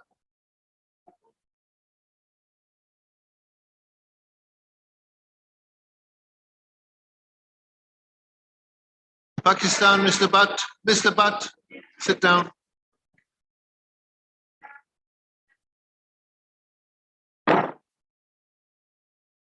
Where's Jalud?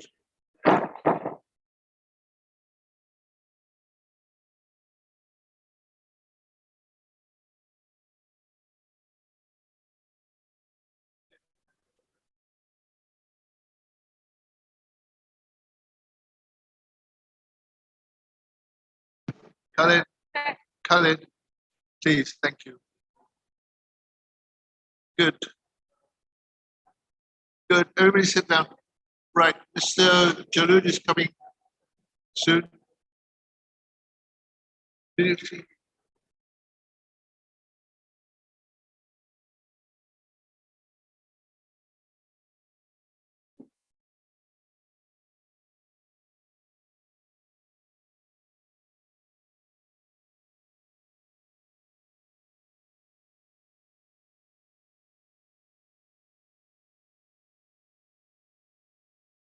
Or Sailor, would you please sit down? Thank you.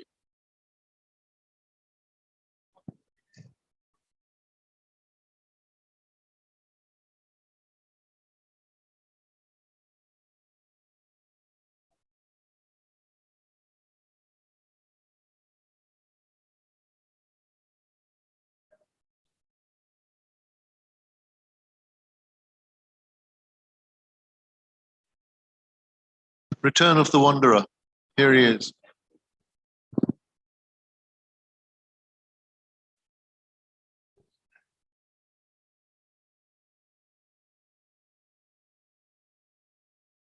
Ladies and gentlemen, first of all, I wish you had a good lunch. For some of us, it was a short one because it has been quite an exercise to try to finalize the amendments and to prepare them for submission to this assembly. They are still being sent to the virtual rooms also so that they have the same material. Maybe one or two points of procedure. First of all, I would like to clarify that the applicable majority, despite the fact that the new constitution is providing for a majority of 75%, is for the purpose of this exercise still the standing two-thirds majority, because effectively we are finishing the approval of a new constitution under the old ones. Therefore, I know that the question was raised, but it's very clear. And it's also very clear because the date in which the entry into force is provided specifically in this draft, and it is August 31st. Therefore, there is no question. The applicable majority to the vote you will have to the amendments which will be presented by the member federation will be two-thirds. Secondly, in terms of how we go with the process, maybe I have to add something. You know that this morning we were announced a certain number of proposals, and eventually only 7 proposals were submitted.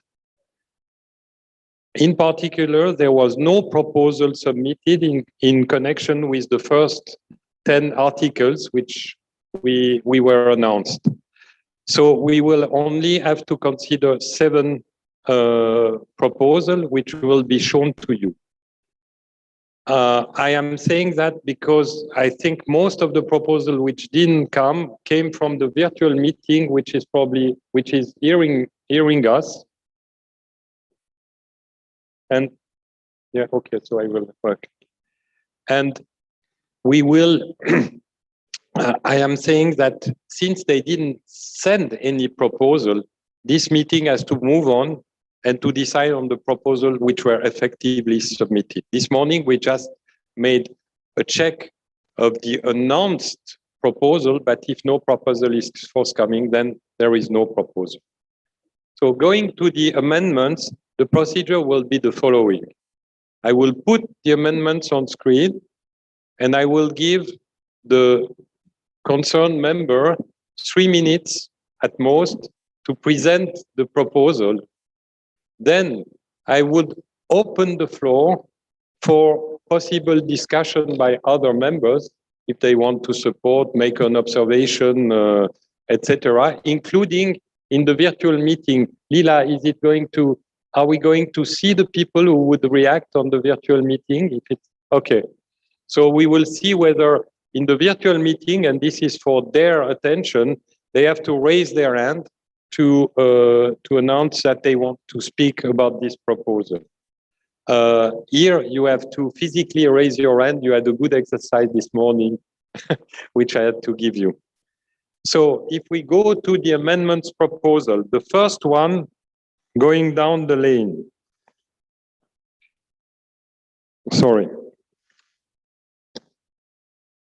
Is a proposal by British Weightlifting. I would put it on screen. It concerns an amendment of Article 22(1)(b), the proposal being to replace the current wording by the proposed wording. We have tried to put you under the eyes, you have the text, but you can see the proposed wording and you see the current wording. In this case, the amendment would consist to replace the current wording by the proposed wording, essentially to move up the age of eligibility, but to limit also the possibility of exception. But it's not for me to present the amendments, and therefore I'm calling up a representative of British Weightlifting to present the amendments and give an explanation. He will have 3 minutes to do so. If you want, you can come up here, or we will give you the mic. Thank you, Mr. Chairman. Can you hear me? Yes. Colleagues, can you hear me?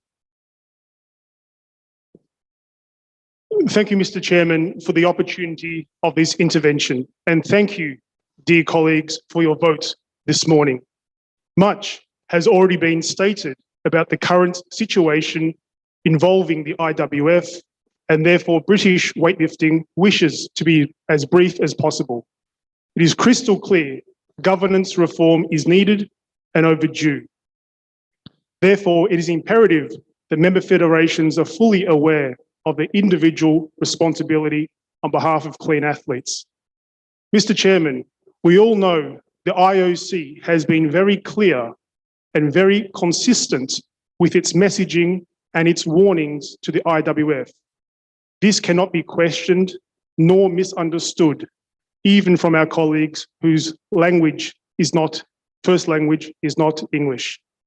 We know on the 10th of June, the IOC Director General stated, and I quote, "Any weakening of this constitution, in particular regard to the eligibility criteria of candidates for the IWF election, will be closely monitored by the IOC Executive Board."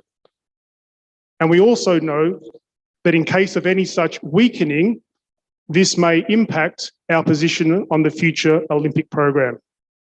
Mr. Chairman, the IOC has been very clear with the IWF, and therefore we, the MFs, should be very clear in return.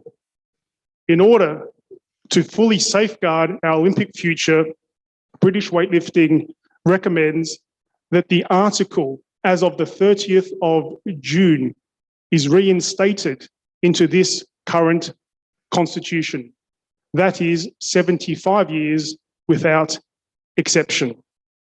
This approach is simple, uncomplicated, and can be understood by all.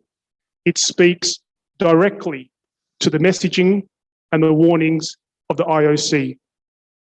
Mr. Chairman, in summary, British Weightlifting tables this proposal, and with that, we can start to rescue and repair our beloved sport. Thank you again. Thank you to have respected also the time and to have taken actually less time. I have to clarify, and you will react if I am not correct, that your proposal is to replace 22(1)(b) and also the next paragraph, which provides for the exception. In that case, there would be 20.22(2) will no longer be part of the Constitution. So it's adding this wording and taking off the other wording. I want to make that clarification because I think it was implied. Yes, that is correct, Mr. Chairman. For the avoidance of doubt, 75 years without exception. Okay. Thank you. Thank you. With that, I am opening the floor to intervention. What I propose is that in the virtual meeting, you raise your hand, and here you raise your hand, we make the list of intervention, and then we go through them. Please. Is there any intervention on that here? Please. Thank you, Chairman. And thank you for the British Weightlifting Federation for their proposal. I heard your proposal regarding the age, and you mentioned there is warning from the IOC.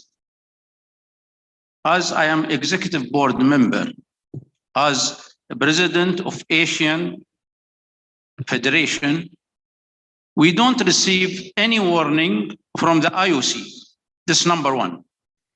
Number two, regarding the age, the constitution of IOC is 70 years old, not 75. If we be in line with the IOC, it says 70 years only in the IOC constitution. And there is exceptional for 4 people to be more than 70 years. Because you are saying 75 and put the IOC. The IOC, this is their constitution.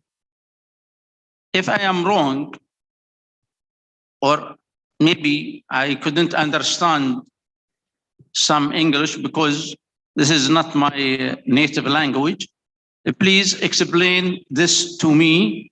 And if there is any warning letter from the IOC, please show it to us. Thank you very much. Is there any other intervention? Then I will give the floor to British Weightlifting to answer. Is there any intervention to in the virtual meeting? Because no. So please, you have 2 minutes to respond. Thank you, President Almano, for your comments. Colleagues and friends, let me be, again, very clear and very honest and very direct with you. The proposal which British Weightlifting has now tabled is in accordance with the 30th of June. This is the very constitution which was reviewed by ASWF, the Association of Summer Olympic International Federations, and it received its support. So the position that we take is reverting back to a standpoint which, by our interpretation, definition, and conviction, meets the standard set by the IOC. In respect to the President's second comment about warnings and messaging, perhaps that we can agree to have different opinions in this regard, because we have been furnished with the letters from the Director General of the IOC. And again, I think we can agree we all want to save our sport. And in accordance with good governance, the messaging from the IOC as recently as after the Tokyo Olympic Games has been very clear. Thank you again, Mr. President, for your comments. Okay. There is one intervention from Fiji online, so we'll open the communication.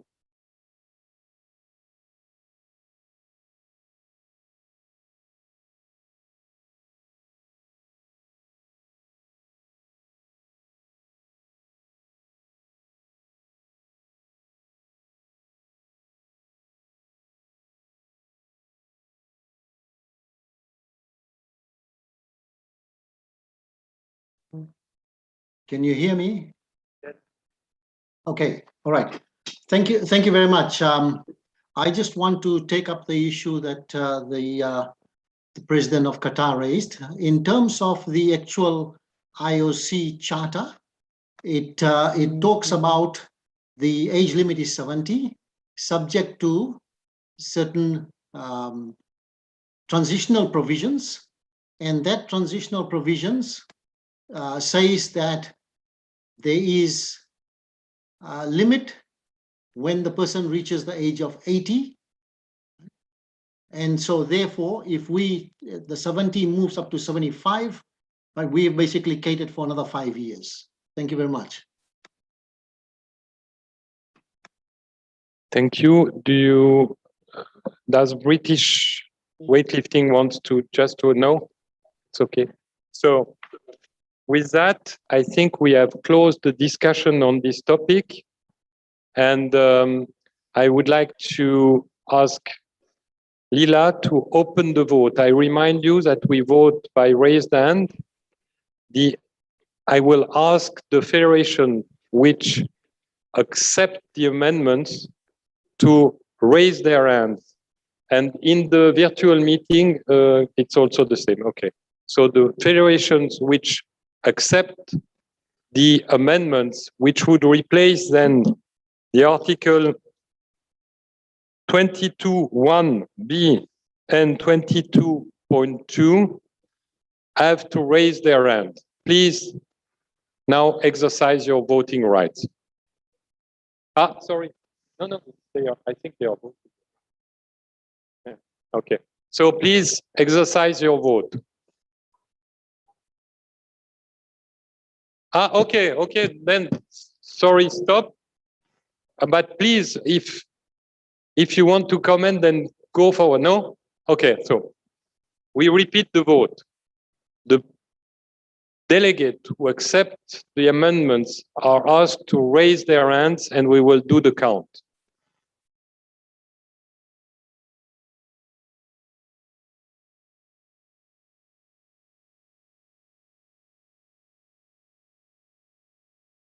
Lila, the virtual meeting is going on.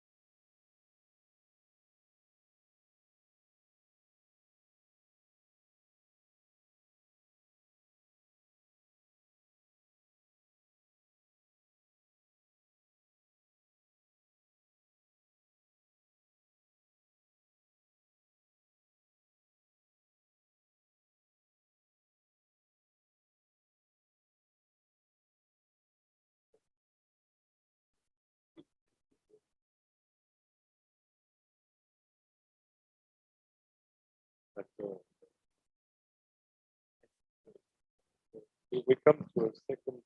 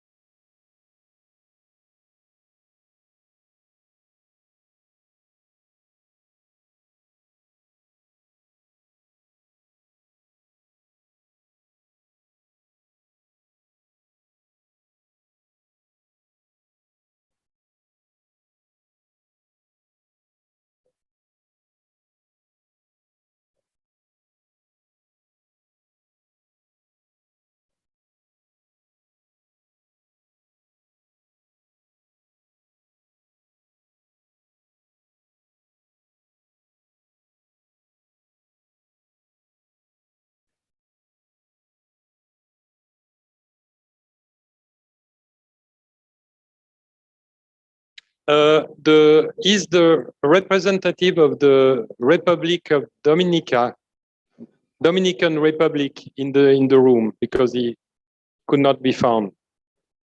Otherwise, it will be an abstention.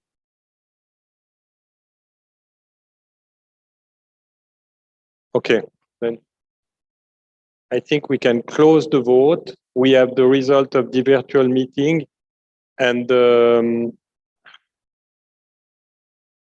I will ask Despina to give us the results.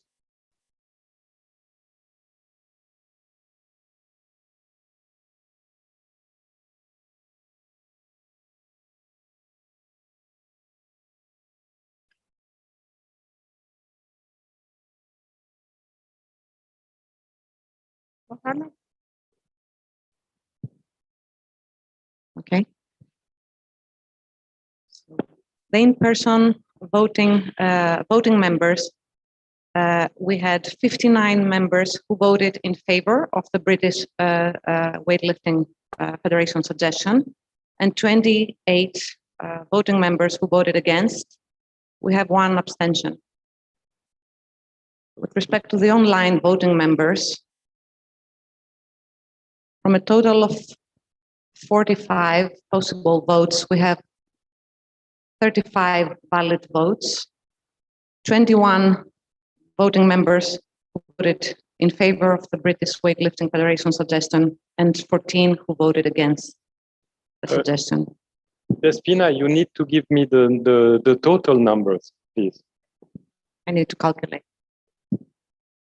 The total. Yeah.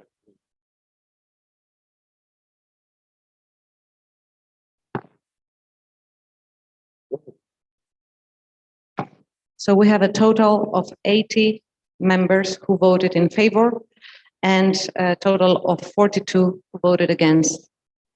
And how many voted? Despina, how many voted? 66.6, I think, but I have to calculate.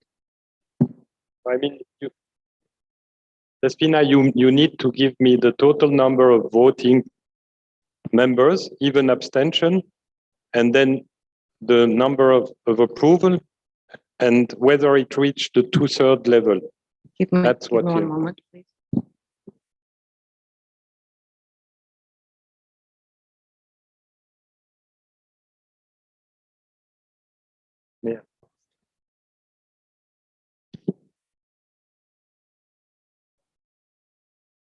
Yeah, of course.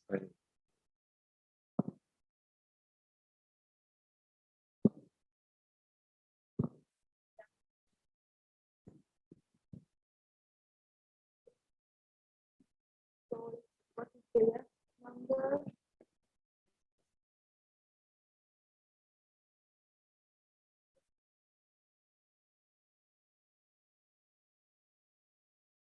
No. It's raising hand was 4.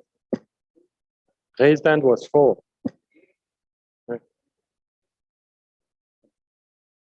But you never had. Yeah. Me.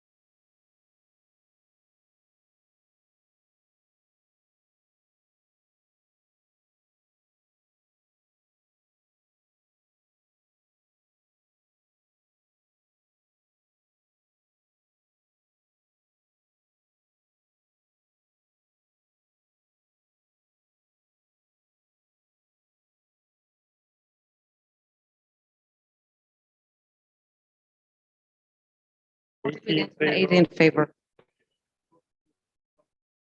Yes. So we have a total of 123 votes, with 80 members voting in favor, 42 members voting against, and 1 abstention. 123 votes, and we need actually 82 votes in order to reach the 66.6% in order to pass the amendment. So as a result, the amendment is rejected and the text stays as what it is. We now move to the next proposal, which also concerned the same provision. It's a proposal by the Finnish Federation, and it is just to change the quality of the majority required to allow 3 members to stand beyond the age of 70. Please come forth and you explain your proposal. Hello, Congress members here in Doha and at your home offices. Dear guests, Monsieur Moran, Dr. Young, Dr. Mavramati, and Dr. Kane. I have been a member of the RGC, the Reform and Governance Commission, together with our colleagues, Virendra Prasad Baisha from India, Maxim Agapito from Russia, Sam Kaffa from Australia, and our continental presidents, Jose Quiñones, Khaled Melahel, and Marcus Stephen. We have worked hard and discussed our different cultures in making sure that everyone is represented. The original proposition from our independence was 70 years.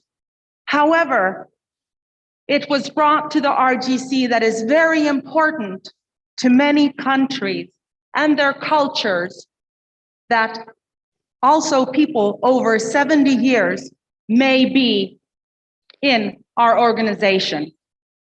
And thus, we proposed 70 years with 3 exceptions. The proposal for this would amend in the text. May I please have the text? The text has disappeared. It's coming back.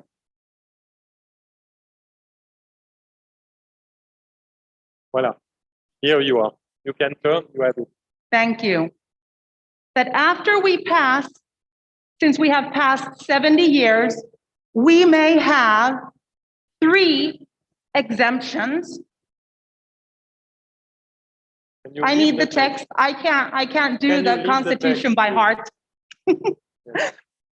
That instead of an ordinary resolution to determine that one of our members over 70 years can run for office, we need special resolution.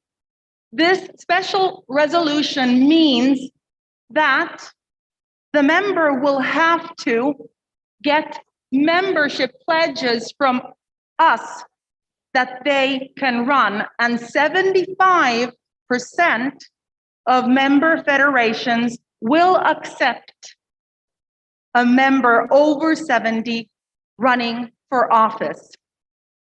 It is also noted that this means that those 75% must be collected before you get your name on the candidacy list. Thank you very much. With that, I open the floor to discussion if there is an intervention. I am looking at the floor, and also in the virtual meeting, they should raise their hand if they want to do an intervention. Does anybody wants to speak in respect of this proposal? Yes, Darren wants to speak also. Maybe before you speak, we could leave the chairman of the Reform Commission as us to make a comment. I think it would be useful before the floor that we give him in priority, and then you will give us the discussion. Thank you, Jean-Pierre. I wanted to make a point about this matter and also the matter that was raised by British Weightlifting. British Weightlifting are correct insofar as the IOC, after the 30th of June, made it quite clear to the executive board that any weakening of the eligibility tests in the 30 June Constitution would be very closely examined.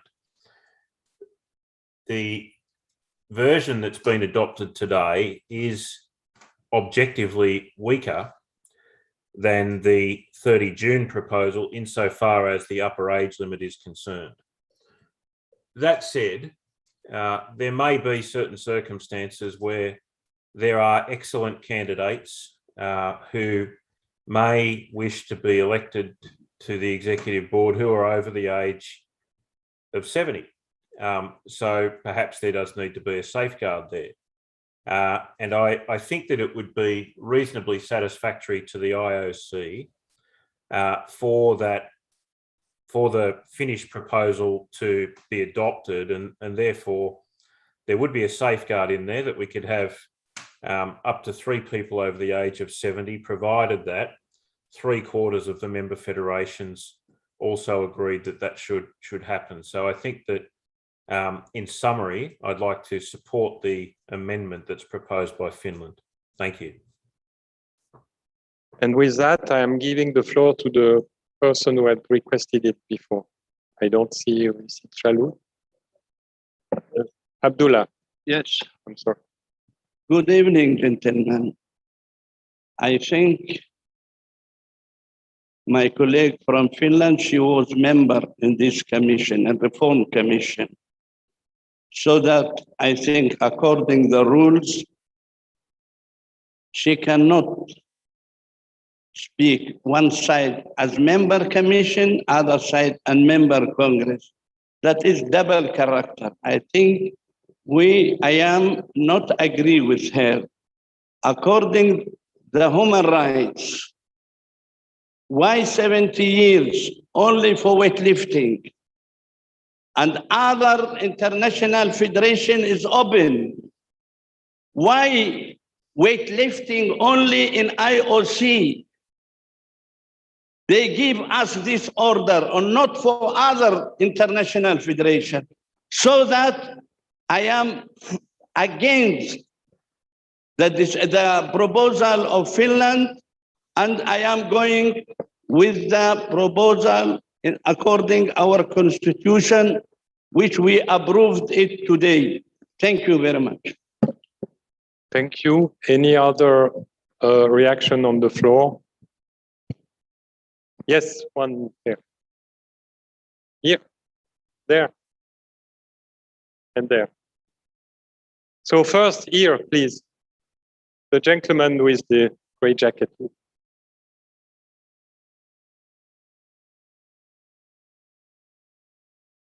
Yes, I want to comment that we stick to the IOC with the exceptions for 3 people. Once we go on a special, not ordinary one, we will be discriminating with people and will be, voted before the election. So I'm against, because we can either the rules go for all to get an ordinary number of votes from the beginning, or you should exempt the special cases. So since we voted yes earlier, so we should stick to the constitution we voted for, and we don't want to be discriminating against people and make them to go vote while the voting is later on. So I'm against Fiji's suggestion, Finland, sorry. Okay, I have another gentleman there. And then Britain.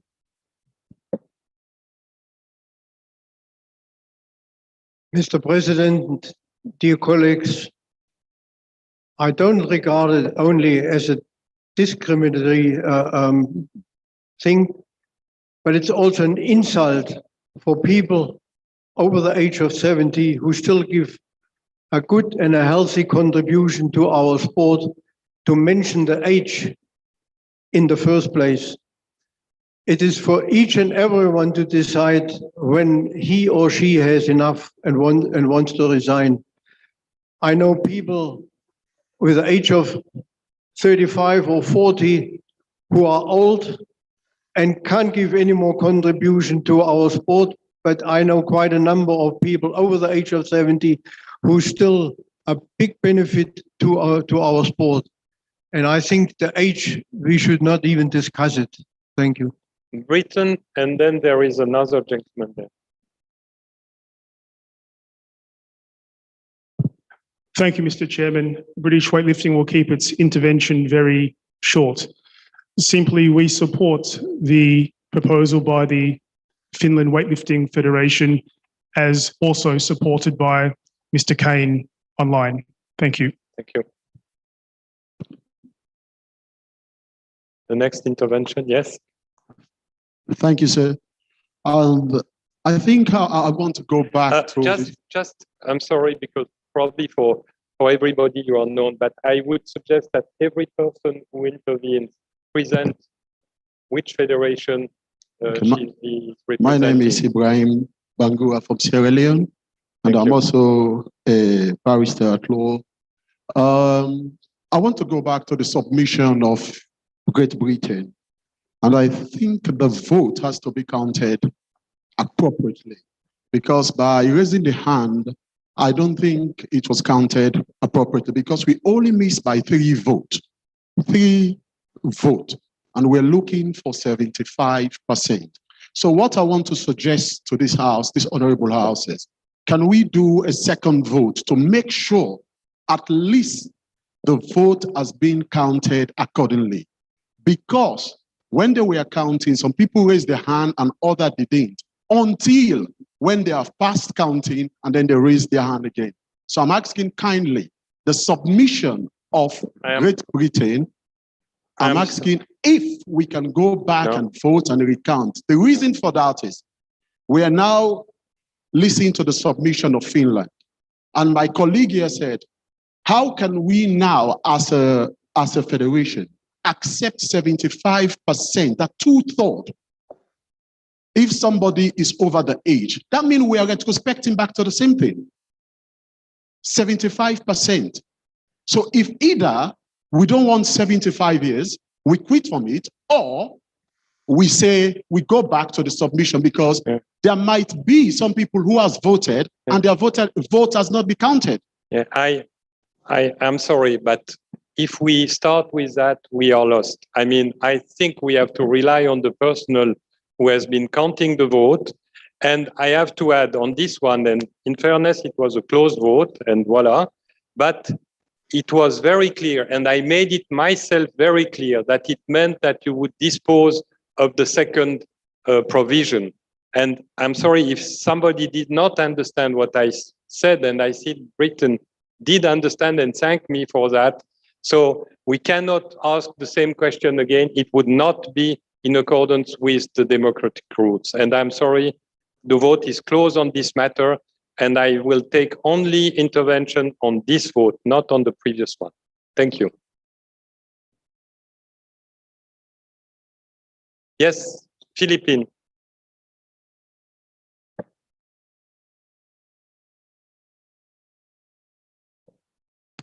Fellow members, Mr. Chairman, with all due respect to the younger generation who are here present today, I actually cannot comprehend why age is such a big issue in this Constitutional Reform Congress. All of us are also going to get older. Age is inevitable.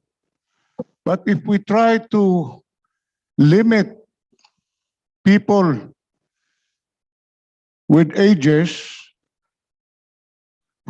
the United States President Biden should never even be elected anymore, because Biden is almost 80 years old or over, and I do not see why restrictions should be made on older people who are still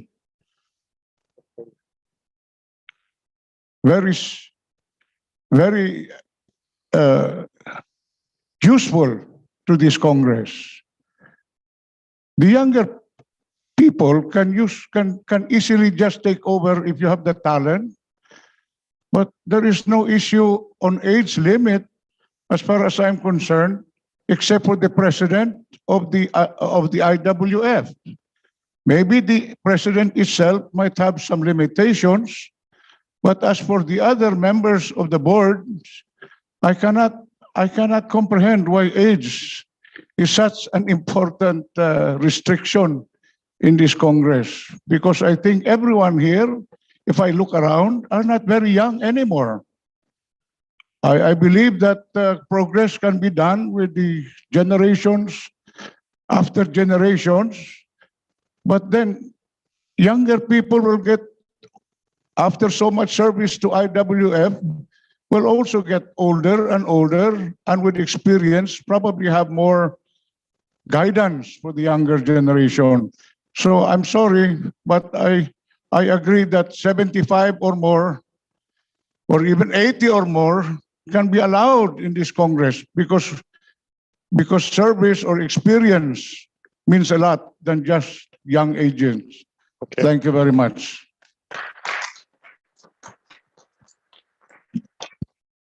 Okay, I think we have one intervention online from Australia.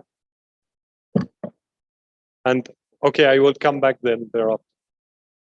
But at some point we have to close the discussion on this topic. Australia, hi, Darren. Darren, you already. It's not me that stuck my hand up. It may be Mr. Coffer.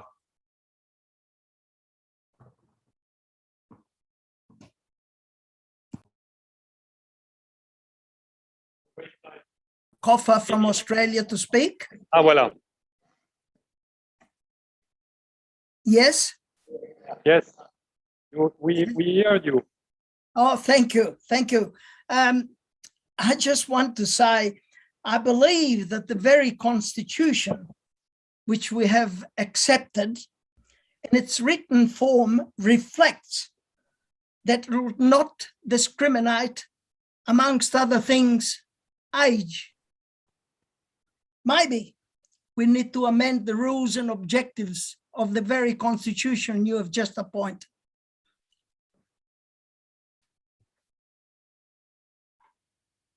Mr. Coffer, is that it, or we lost Mr. Coffer? Hello? Hello? Wait, yes, you are back. Did I come through? But start again. We lost you for a number of seconds. What I tried to point out is that the very constitution which you have passed only a few hours ago, as written, reflects that the rules and objectives of the constitution does not discriminate against age. So maybe you want to look at the objectives of that constitution if you indeed support the amendment which is before you.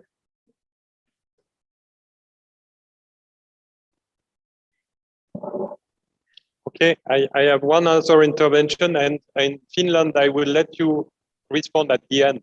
It makes more sense. Good afternoon, members. My name is Jerry Ahmed Shaib, and I'm the president of the Ghana Weightlifting Federation. I have 2 points. First has to do with the statement that was made by my brother earlier with reference to checking the first vote. And I'm doing this based on a certain principle that the moment we do not, if we fail to manage the first vote properly, which I think I am challenging, we would end up mismanaging several others. The first vote, the way and manner it was counted, although for you or to you, it is deemed close, it was not properly managed. It should be managed line by line to ensure that people who actually voted are counted. That is first. Second, if we do not manage that, there won't be the basis for us to even discuss the proposal by Finland, because it still talks about age. Now, just to support the Philippine president, I am about 45 years. If age is a problem, then we can't even be sitting here. I have a president who is 77 years, and he is doing very well for my republic. I think that if we are not careful, then we should also say that if you are not 40 years, you cannot be president. We should be very careful in managing this age matter because it's extremely discriminatory. We should go back, look at the counting for the first one to ensure that people who actually voted were counted. If we go beyond that, then we can now be discussing the proposal on Finland. We can't just say that because you have agreed to it or you are disagreeable to it, then we should move with it. Let's count the first vote properly. Let us do recount and ensure that it was agreed by all, not just because even my friend here was making a point that the commissioner can be a lawyer, but cannot be a calculator. I think that all of that should be considered. We should ensure that everything is well calculated. We have the numbers. I'm sorry, sir, because I have to call for order. We have closed the door to the other vote, and I can understand that you don't like a closed vote, but the vote was counted and it was closed. I am not going back to that because that would be wrong. And now we are dealing with the amendments of Finland. Sir. What do you want? Do I Sir. understand correctly? Sorry, I'm not opening up the discussion on the vote, which is closed. Period. Finland, do you have to say something about the reaction? No, wait, there is one more reaction in virtual, and I guess it is good that you are the last one to have the word. Please, Lila, give the word to Guinea-Papua. Yeah.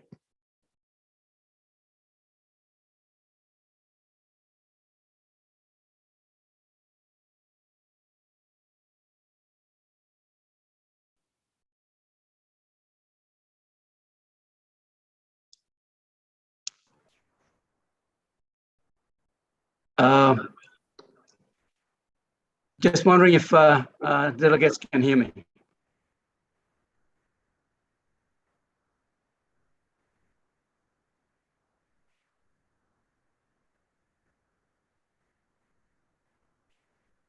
Sorry, can I be heard? Yes, you are. Yeah, my question is, what is the International Labour Organization rules when it comes to age? I believe that there should not be any discrimination against age. So I'm raising a question and verification of what is the International Labour Organization rules on age.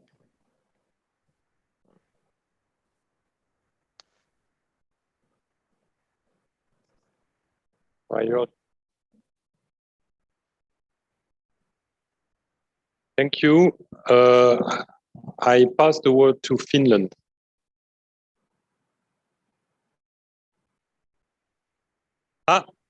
If you want, Carolina, if you care to wait, there is one more intervention in the back. And I really propose you are the last.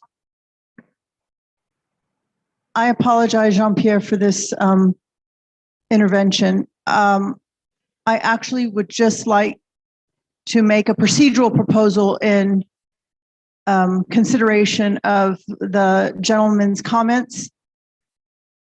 Can we possibly, from this point on, procedurally, have one person go through and count the votes and a second person follow them and count the votes to ensure both of those votes are the same? Okay. Because there is a possibility for both mathematical and human error. Mm-hmm. Thank you. Correct. Thank you, Ursula. I think we will follow this. That means we must double up the vote. It will take a little more time, but since we have relatively few items, it will be done this way to remove any question. I'm sorry, I'm not reopening the discussion like that on that. And please, there is one more virtual, two more virtual intervention. So which one? Fiji, please go ahead. Mr. Atma. Yes, thank you. Can you hear me? Yes. Okay. I know you have made a ruling on the not going to recount. I accept that. But the announcement that was made in terms of the count does not add up. The announcement that was made, and I have it got documented here, I've got the benefit of sitting here and writing numbers, and it was announced that in the yes vote, in terms of those people who are in Doha, is 59. In the virtual, the yes vote was 35. So the total is equal to 94. But the total when it was announced was 80. So it is inconsistent. You have a recording, live recording of this. We can go back and play this back and basically confirm what was the count. Lumi would also have the number of virtual counts and they can confirm that. I'm not asking for a recount. I understand. I'm asking for accuracy. I'm asking for accuracy of the announcement, which is in doubt. Okay, I think, Mr. Atma, where I have to I have to support you. I have reflected the numbers which were given to me by Despina. If the numbers are not the one which we said that it was not 82, but it's 94, then I think it would remove any question as to the result of the vote, and it's a fact. And if if it's a miscalculation, we have to see that it is a miscalculation. But Despina, please, can you confirm the numbers you have. Because the numbers, they can be checked and we are not redoing a vote. We are just checking the numbers. Yes. So in person, we had 80 votes in total who voted in favor and 42 against. 42 against, yes. And then I need to go back to the email I received, where online we had 21 votes in favor and 14 against. So can you please the total of the total number in favor and the total number of the vote and make the proportion, Despina? Because I think Mr. Amma may be right in this. Maybe because I had 4 different persons who came to me. So let me go back and do the calculations again. You see, in this respect, that I can recalculate, not redo the vote. 80 persons in total plus 21. It makes a total of 101 in favor. Then it's, I'm sorry then, because this means that the result is completely different than the one which was announced. And 42 against plus 14. No, it doesn't. 15, 6. No, it does not. It does, cannot. Cannot be. That's the fact. Cannot be. I have to call for a small break. I need to go and check the exact numbers. Sorry.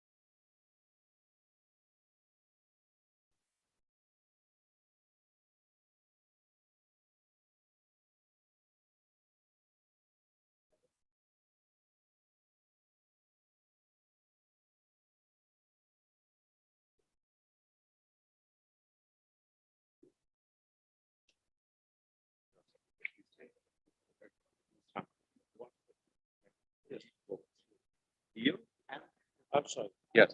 And then present here is here. Yes. No. 123 is together. And together vote against or for the British proposal of 80 and 2 against. Yes. Yes, it's no. Yes. And 1 no. Yes. Okay. And then you say 80 was here and 21 was outside. Before he said summary. And then 101 against. Every minute he told another. And the president has to read this. And sorry.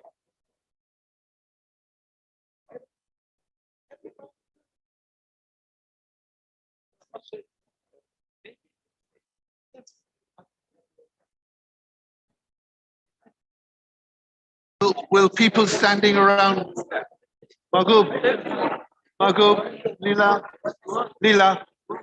please ask people to sit down. Not you.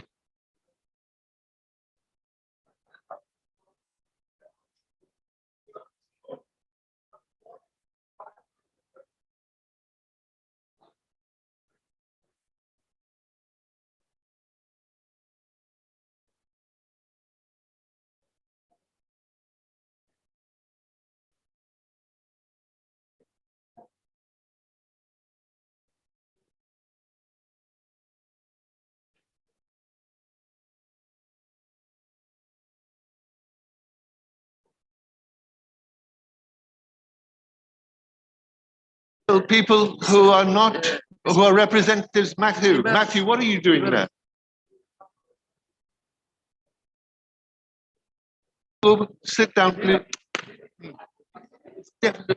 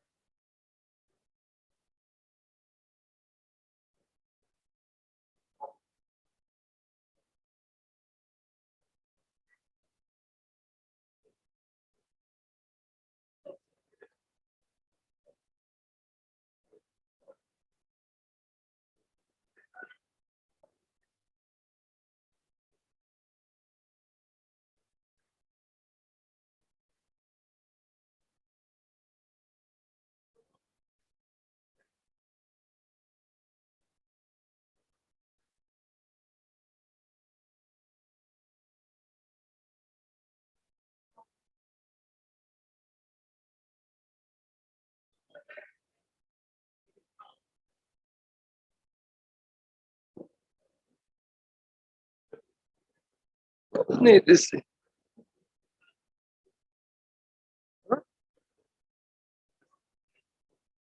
Our press officials, you know, press officials,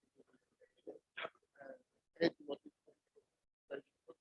exaggeration, yes, exaggeration, not exaggeration.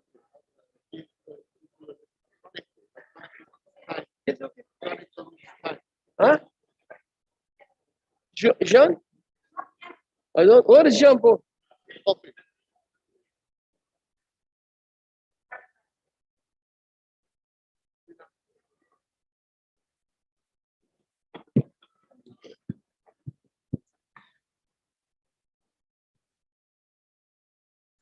Please be patient.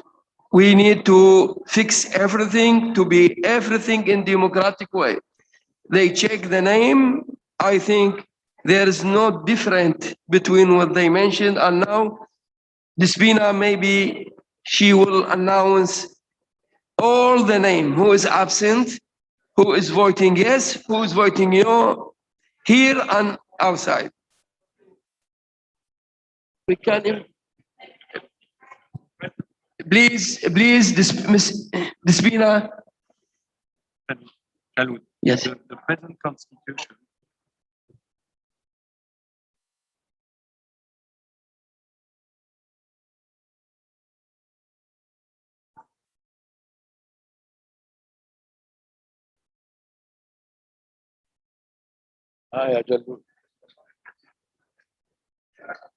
Gentlemen, ladies, please you take your seats. Take your seats, please. Thank you.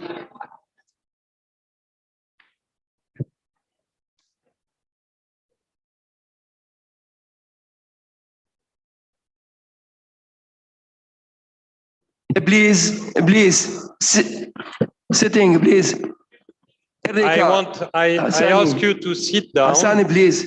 Because we have clarification to do. Despina will bring you the result, but according to, as I told you at the beginning of the session, the old constitution is governing those proceedings and those votes.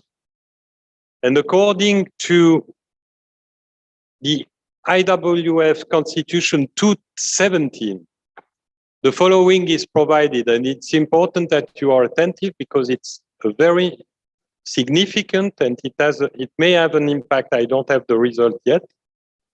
To be valid, a decision of the Congress on any modification must be adopted by a majority of 2/3 of the vote cast. The next paragraph says abstentions and blanks or spoiled votes are not taken into consideration, which is different from the general rules on abstention, which normally count negative. Accordingly, the count will be redone. It doesn't matter for the previous votes, but for this one, yes. The calculation will not be done without the abstention taken into consideration. And we will know the result, please. And we are speaking about the British proposal, about the 75 years, because we are going back, we went back to this calculation. Okay.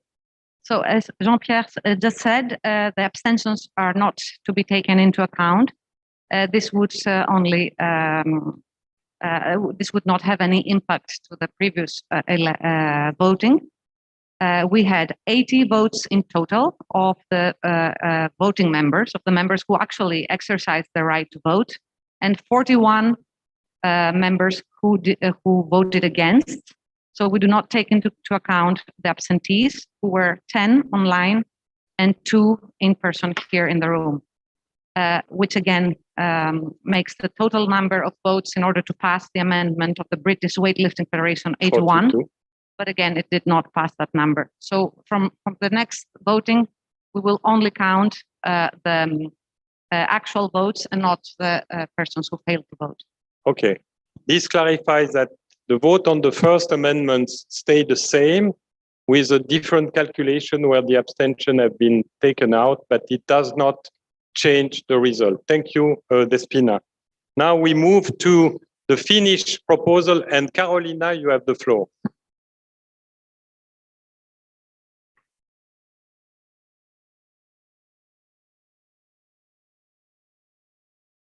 It's coming.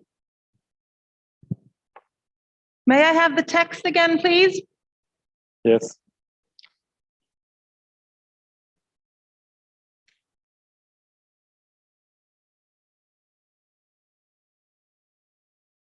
Ladies and gentlemen, we are here because we want to be in the Olympics. That's the bottom line. We cannot weaken our eligibility criteria. Please, we do have people within our organization that we have already passed. For this proposal, we're only changing the fact that we will have a special resolution to permit these 3 over 70-year-old professionals to join our organization. Thank you. Carolina, there is another intervention, but then I would say I take 2 interventions in virtual, which we're waiting, and your will be the last one on the floor. Thank you. Hello, Tom Goegeweer from Belgium. I have a remark on the counting of the votes. I'm sorry to disturb again, but I believe I've heard from some people that they did not vote. They did not put on the hands, but it was counted as a no. It was not counted as an abstention because everybody went through and only the hands risen were counted as a yes vote. I don't believe that the abstentions have been counted all here. There was 1 abstention here in the room. Is there anybody else? And that was the Dominican representative that was not here. Is there anybody else who voted not, who did not vote, abstention? But there was. I mean, I'm sorry, but this is finished. There was only 1 absentee which was considered in the room, so it's correct. I'm sorry. And we are not going to go back to this vote. Thank you. So we will hear 2 interventions on the virtual meeting. I would add that members are always free to bring new proposal in the constitution. This does not, if you want to bring it again in another Congress, you can do that. It's not closing it's not closing the constitution forever. So I mean, the constitution is a dynamic text, and proposal can always be made. Please, Lila, can we have the members online on the Finland proposal? Huh? Yes, it's me, Sonny from Indonesia. Yes, we hear you. You can go ahead. Okay, thank you. I just want to remind that Mr. Almana's speech, he spoke, we need to be united because we must save our sport. If we deadlock against, weightlifting will be danger being removed from IOC. Only that. I think from 75% is difficult, can be majority is enough. If all agree, please make the questionnaire agree or not with me. Thank you. Thank you. There is another intervention. I have a microphone here. Yes. Jean-Pierre. Yes. Go ahead. We hear you. Go ahead. We hear you. It's Ursula. Sorry. I thought because I was waiting 1 online. I hear a lot of people commenting that people who are above the age of 70 should be able to be on the executive board. They bring experience. I don't think anybody debates that. that there is a value to wisdom and experience that comes with age. This proposal does not eliminate anyone from running based on age. It just says that if that is to happen, if they are to be elected, then they need to get a 3/4 support for their nomination. This does not prevent them from running. It just puts a requirement that we as a body can collectively decide whether we value that person's experience and wisdom to do good for the sport. So I just want to reiterate, someone over 70 can still run. We become the deliberative body that decides whether their name ends up on a ballot. The question then becomes, are we capable of making a decision as to whom should be on a ballot? Thank you.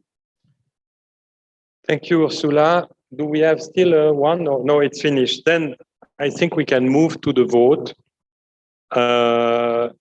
Lila, you can launch the virtual vote. And I would like you to raise your hand and wait that they will pass by line. Can you be both? Can you be two? Okay, thank you. And you do one line after all. If it after the other, if it takes a little more time, it doesn't matter. Okay.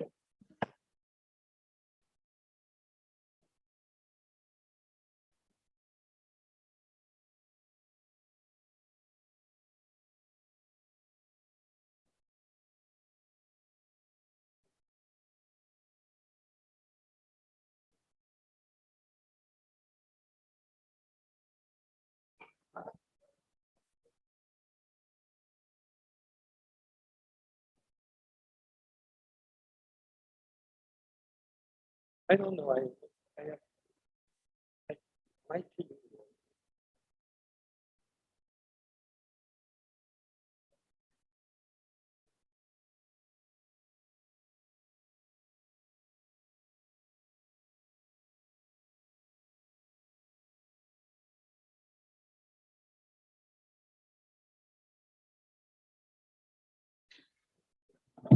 Please, must be raised hand. We need to know who is support and to be more transparency.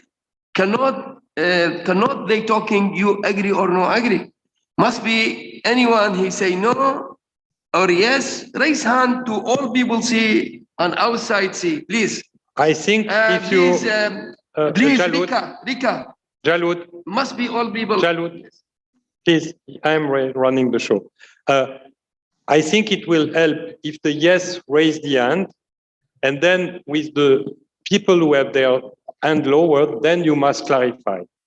But it will help you to go to go quicker if the people who vote yes, they raise their hand, and with the other, because of this rule, which is uncustomary, you need to clarify whether it's an abstention or a no.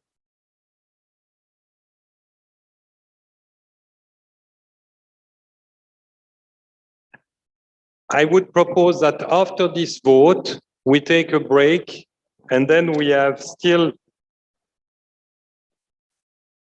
another 5. But some are, one is very simple, the other one maybe not.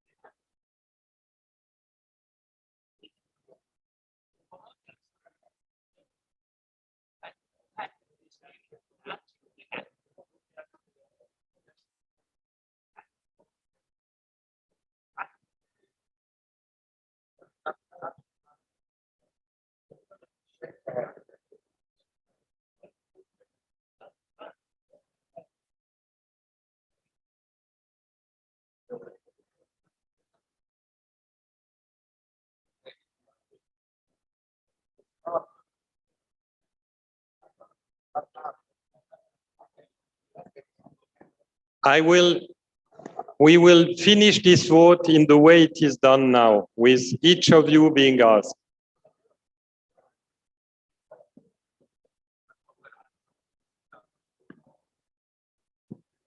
The next one, I will take the roll call and I will ask you to declare your vote one by one.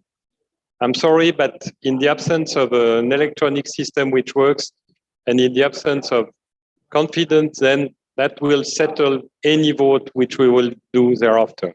So we'll do it from the next one by roll call.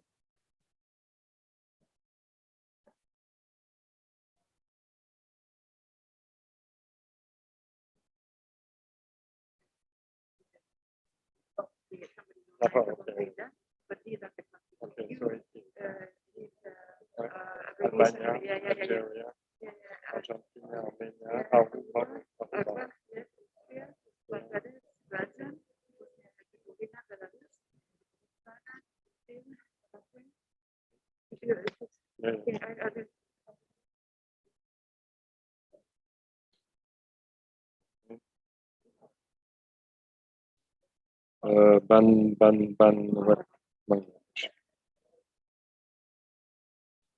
Fish, Aruba, Armenia,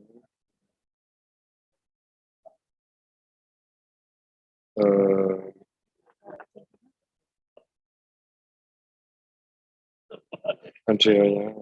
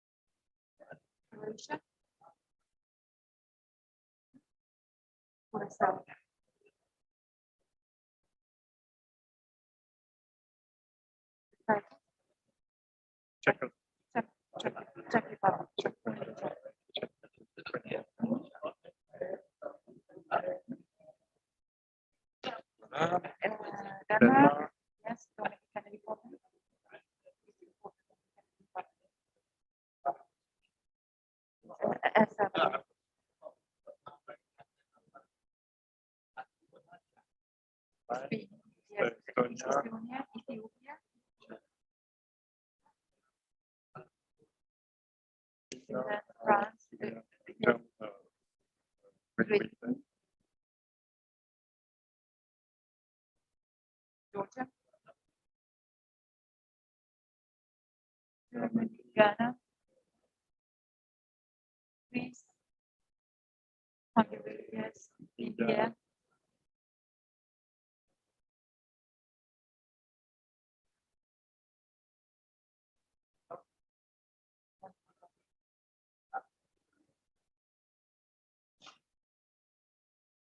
Ireland, Iraq,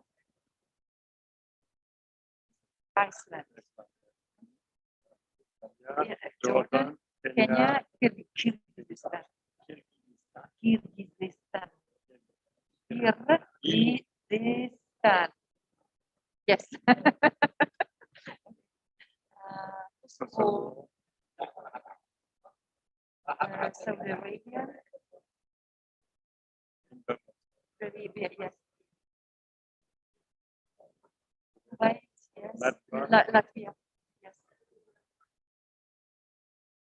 Libya, no, Libya.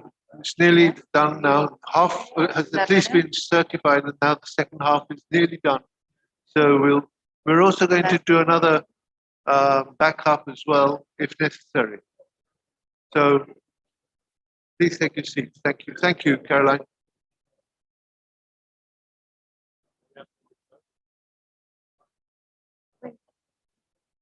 Just compiling it. Harry. Harry. Khaled. Tell him to go and sit down, please. Malta, Netherlands,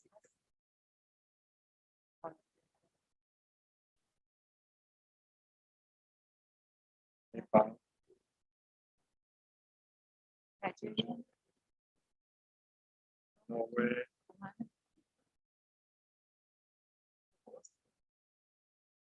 Paraguay, Peru, Palestine.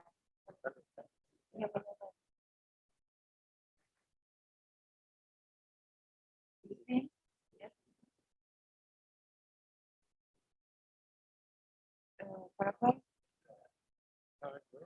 Yes. Yes, Paraguay.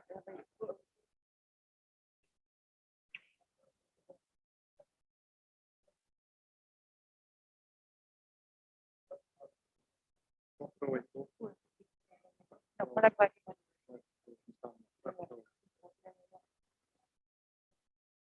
This is South Africa. Yeah, Qatar. Yeah, South Africa. And the last one, yes, Russia, Rwanda.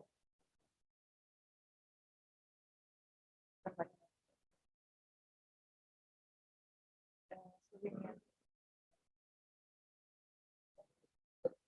Serbia, Serbia, Sierra Leone, Sudan, Syria, Scotland,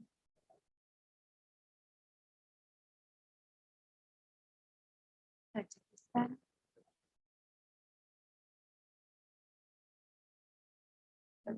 yes, Turkey, yes,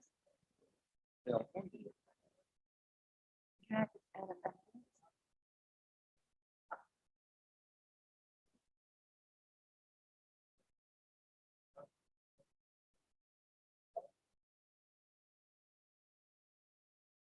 Uganda,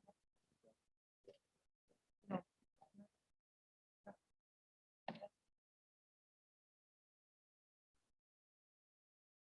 yes, Uruguay,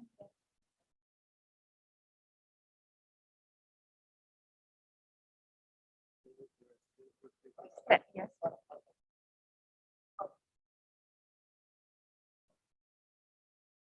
Venezuela,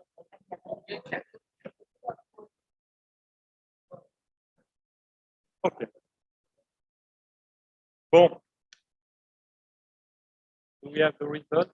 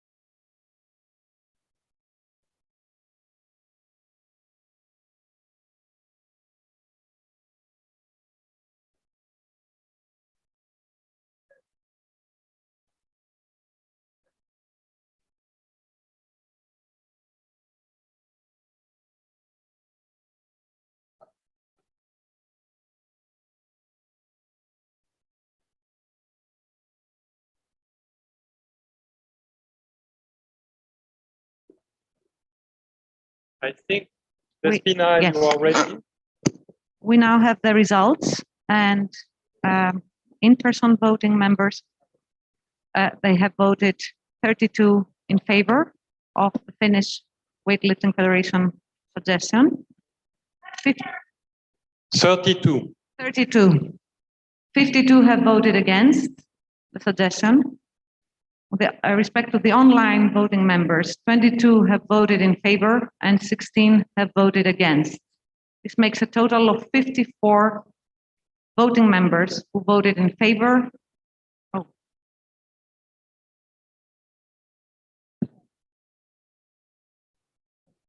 Excuse me, 1 second.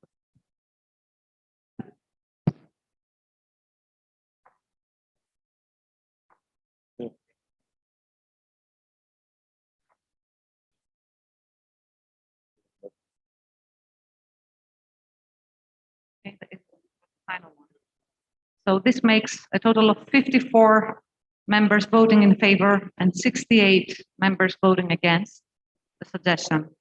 44% who voted in favor, and the amendment cannot pass. So the result is clear. The amendment does not pass. I would propose that you make a small coffee break now after all these emotions, and then we continue the voting in order to have no discussion at all. I will take a roll call for the next vote, so that each member will announce its vote, and we will record it. And that will be easier, that will be more transparent. I think we could have avoided that, but it will take a little time, but we will go through these votes tonight, I can promise you. And in the meanwhile, I wish you a good coffee.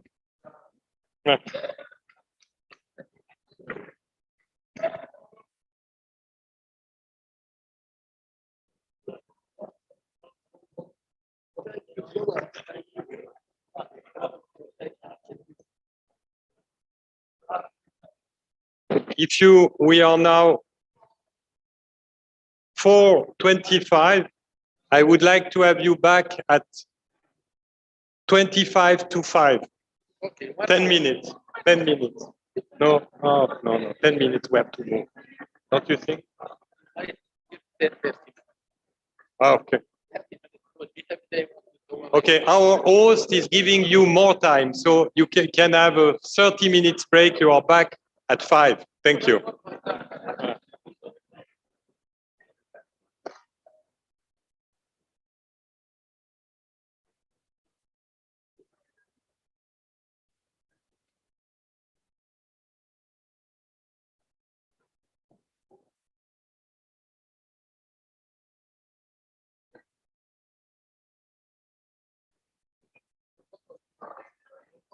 خليها تحرق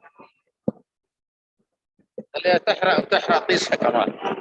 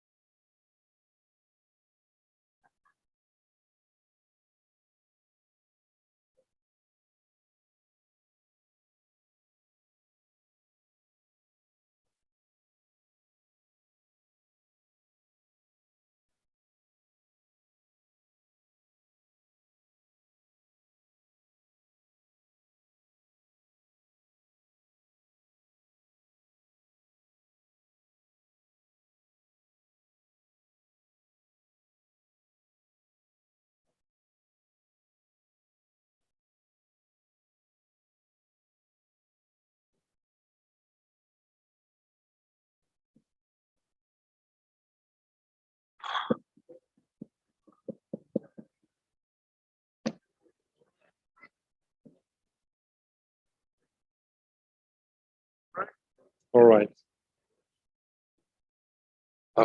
You sure now? Yes. Sure? You're the thing.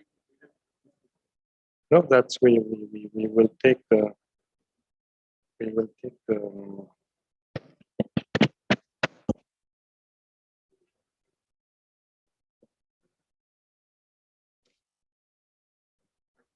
I cannot change that.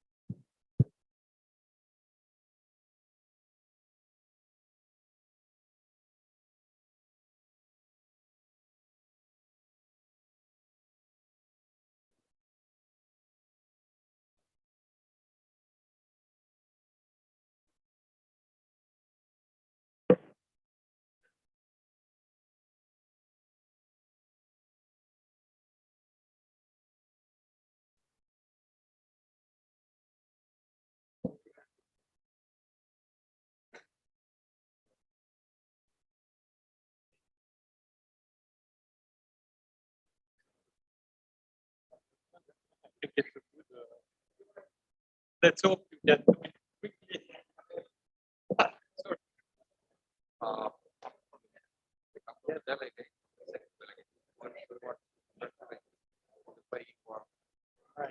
I'm not sure I deserve that. No, yes. No. Because we know that maybe you don't. That's why we say Thank you.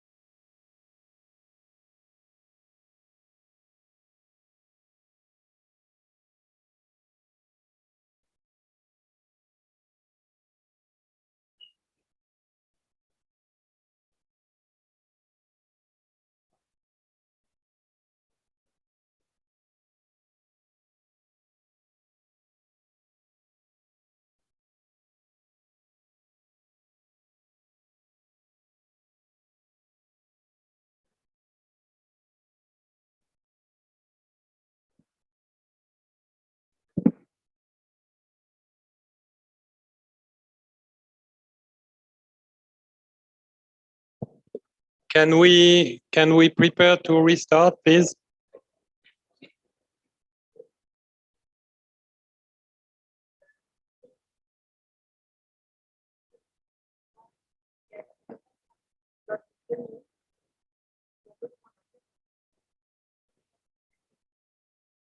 Ah, yes. Ok, je vais le dire maintenant parce que je crois que je vais t'oublier.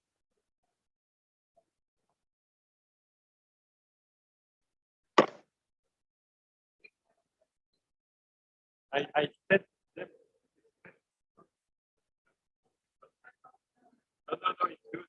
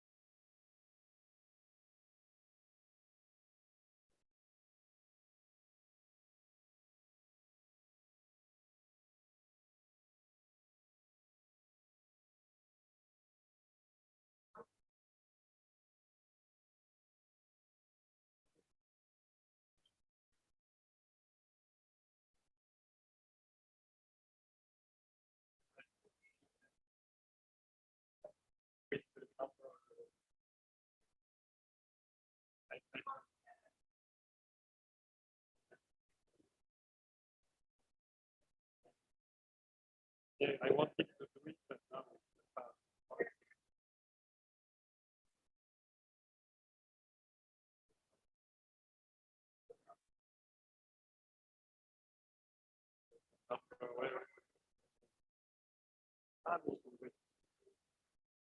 The photograph.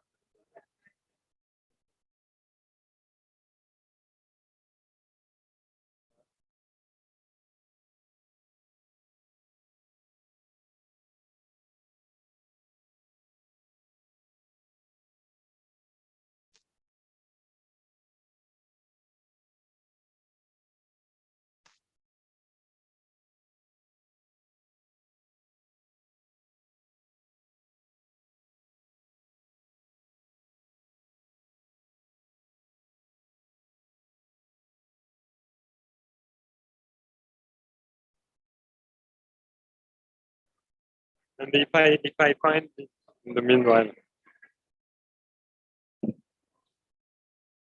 Are we ready to start for the hopefully the last?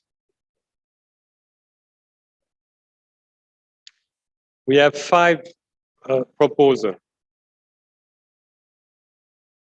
The next proposal by British Weightlifting is a proposal to add an eligibility criteria to Article 24.4a.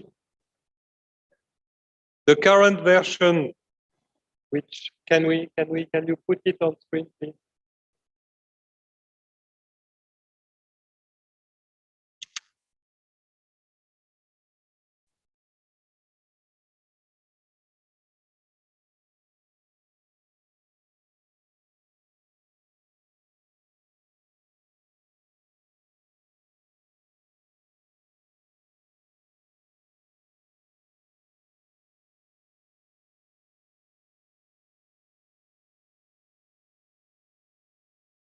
Yes. No, wait. It's next one.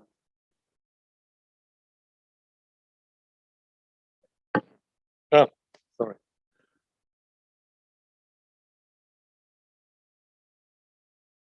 Voilà. You have on your on the screen the current wording of Article 24.4 litera A and the proposed version by British Weightlifting. I would invite British Weightlifting to describe also to start with and to explain their proposal. Thank you, Mr. Chairman, and dear colleagues, once again. On behalf of British Weightlifting, we would again kindly reference the weakening of the Constitution in the eyes of the International Olympic Committee. And therefore, in order to reinstate a strong position in regard to eligibility, it is proposed that this article changes from 8 years to 12 years for the next election only. Thereafter, for future elections, for self-nominations, it shall be a minimum of 8 years. I invite the members to go to the Constitution to read the context of this eligibility criteria. And now I open the discussion. I open the discussion on this proposal. Is there anybody on the floor who wants to take the word and say something about this proposal?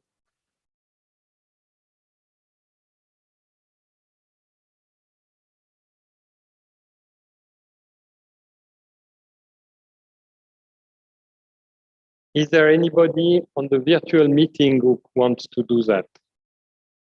So we will now proceed to the vote. As I told you, in order to, Finland.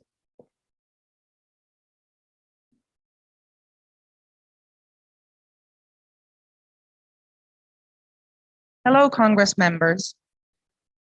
This proposition that we have here is for self-nominations. I do need the text.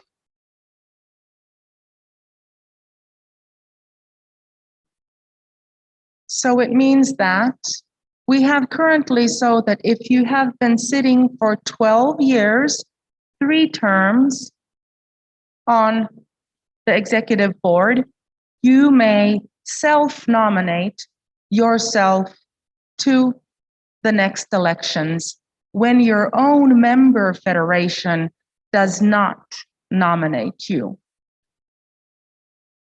For the new constitution, because we are introducing a 3-term limit, it was at 8 years, and thus one gets 1 more year when one self-nominates, 1 more term, I'm sorry, making that a total of 12 years.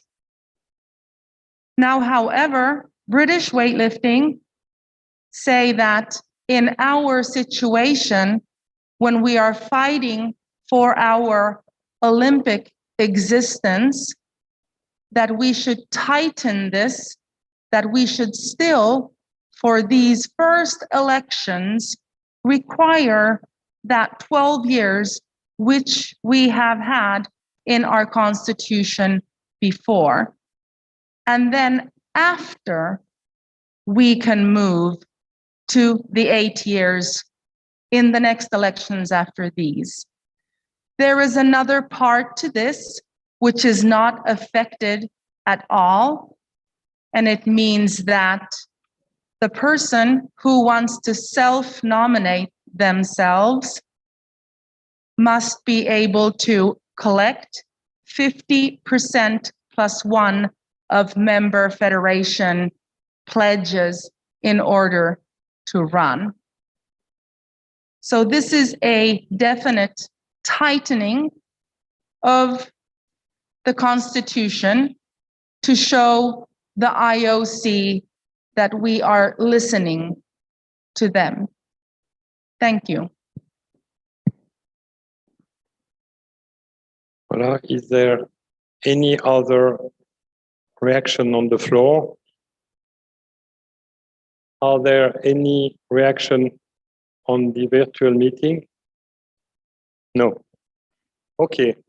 Then we will do as I said, that is, we will go through a roll call.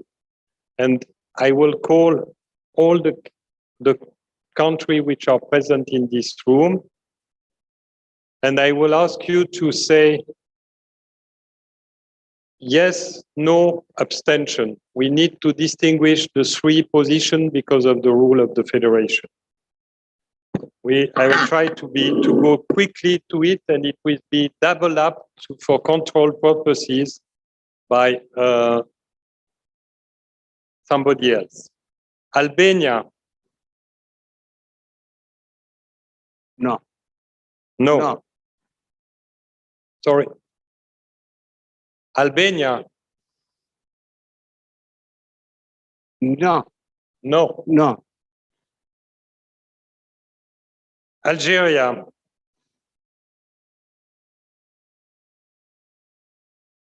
Not absent.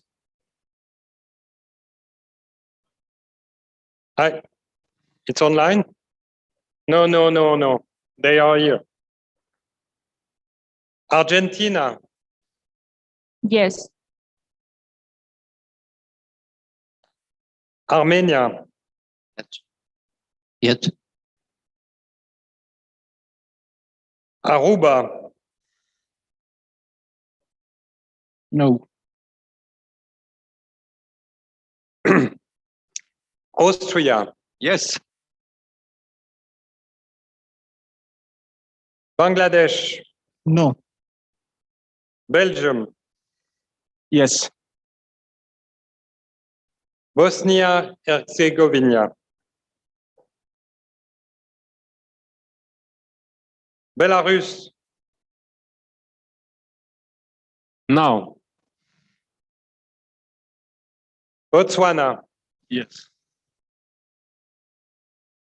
Yes. Brazil. Yes. Yes. Bahrain, Yes. Bulgaria, Yes. Canada, Yes. Cameroon, Yes. Comoros, Yes. Yes. Costa Rica, Yes. Croatia, Yes. Curacao, Yes. Cyprus, No. Czech Republic, No. Denmark, Yes. Dominican Republic, No. El Salvador, No. No. no. Spain, Yes. Spain, pardon, Spain, sorry. Estonia, No. Ethiopia, Yes. Finland, Yes. France, Yes. Great Britain, Yes. Georgia, Yes. Germany, Yes. Ghana, Yes. Greece, Yes. Hungary, Yes. India, Yes.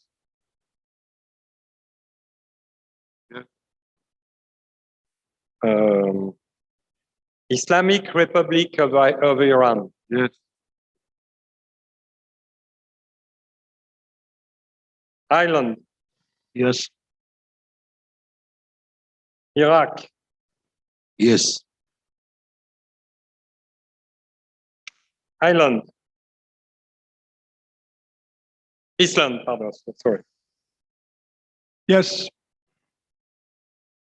Italy, Yes. Jordan, Yes. Yes. Kenya, Yes. Kyrgyzstan, No. Kosovo, Yes. Kingdom of Saudi Arabia, Yes. Kuwait, Yes. Latvia, No. Lebanon, yes, huh? Yes. Libya, I'm sorry, I intervened. Yes. Lesotho, Yes. Morocco, Yes. Moldova, Yes. Malta, Yes. Netherlands, Yes. Nepal, Yes. Nigeria, Yes. Norway, Yes.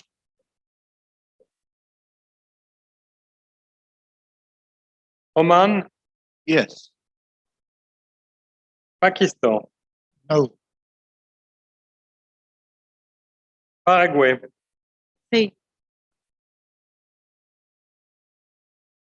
Peru, Yes. Palestine, Palestine. I will do like in the, so abstention. Philippines, Yes. Puerto Rico, No. Qatar, Yes. Republic of South Africa, Yes.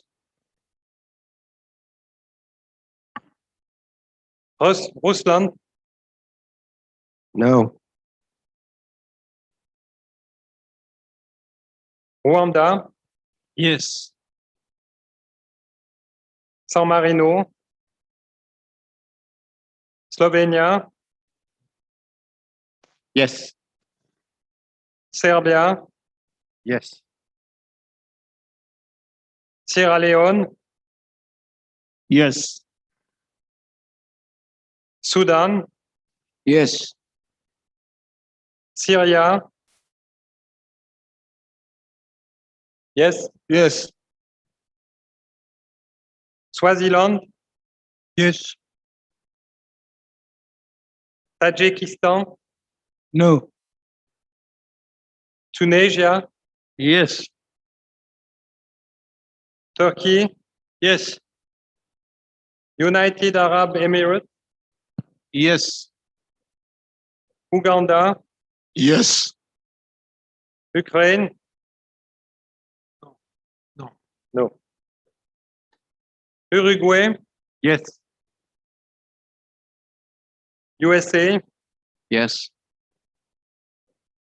Uzbekistan? Yes. Venezuela? Yes. Yemen? No. Okay. The vote is completed here. I will pass it on to the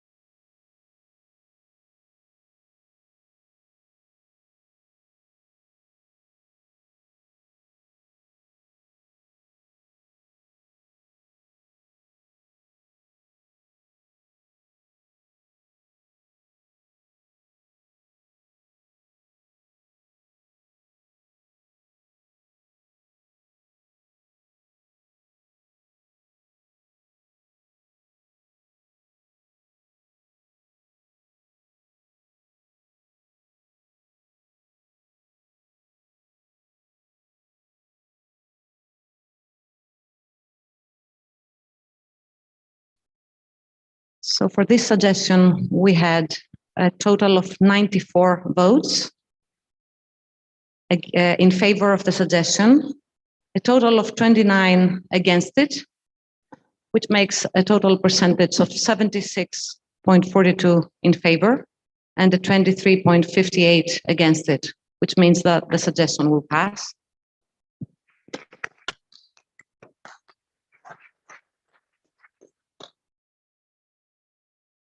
Voilà, we now move to the next proposal, which is a proposal by the German Weightlifting Federation. And the proposition is to add, can you please put the...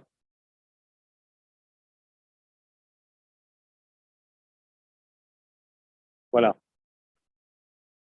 Is proposition to amend the Article 24.2 as follows.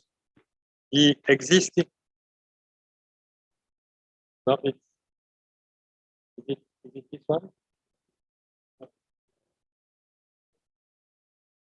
Voilà. Do you have the former wording? You don't have the former wording.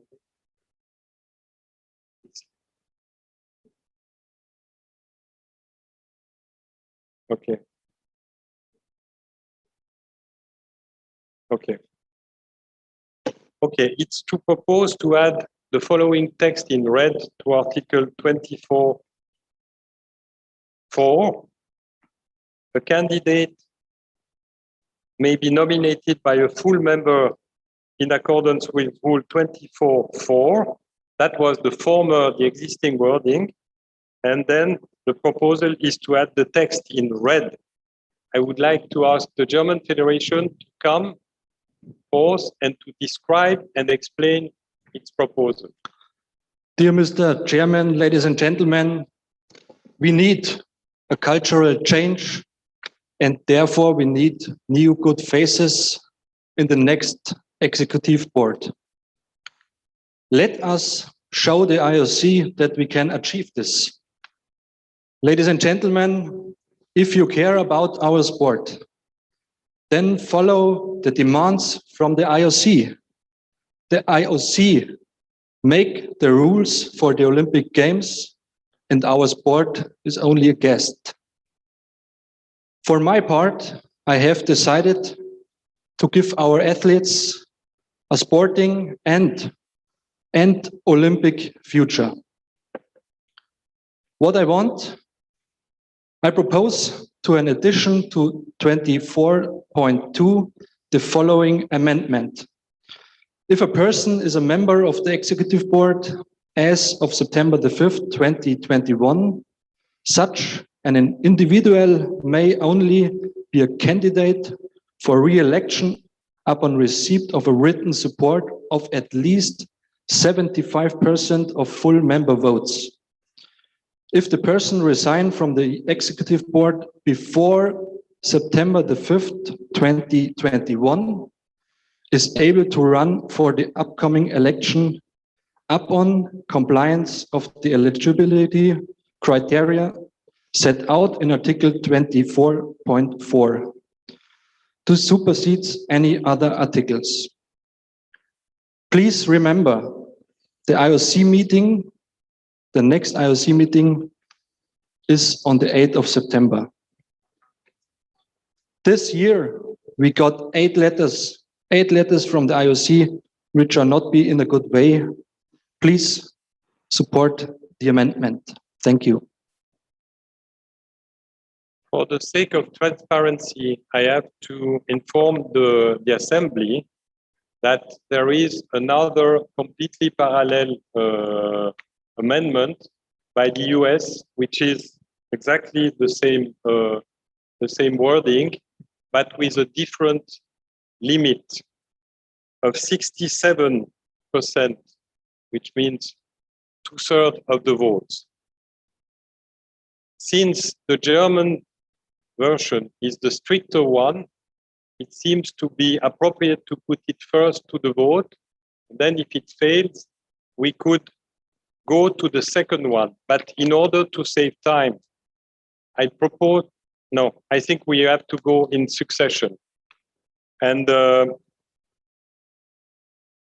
with that, I open the discussion for the floor. Is there anybody who wants to discuss this proposal of the German Federation? Not in here. Is there anybody in the virtual meeting?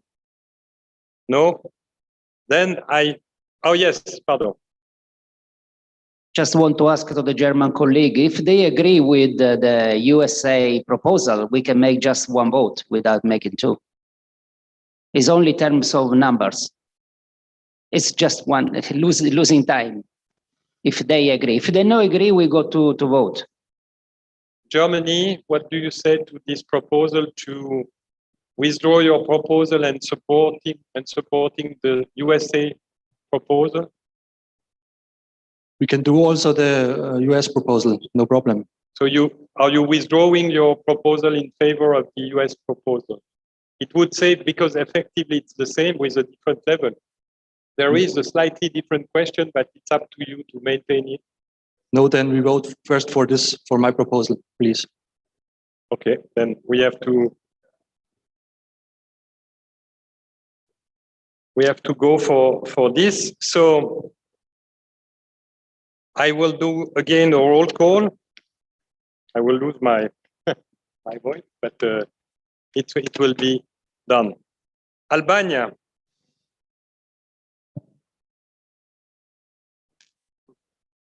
No. Algeria.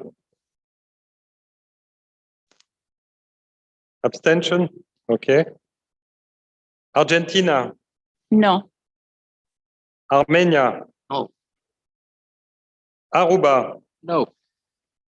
Austria. Yes. Bangladesh. No. Belgium. Yes. Bosnia-Herzegovina. No. Belarus. No. Botswana. No. Brazil. Yes. Bahrain. No. Bulgaria. Yes.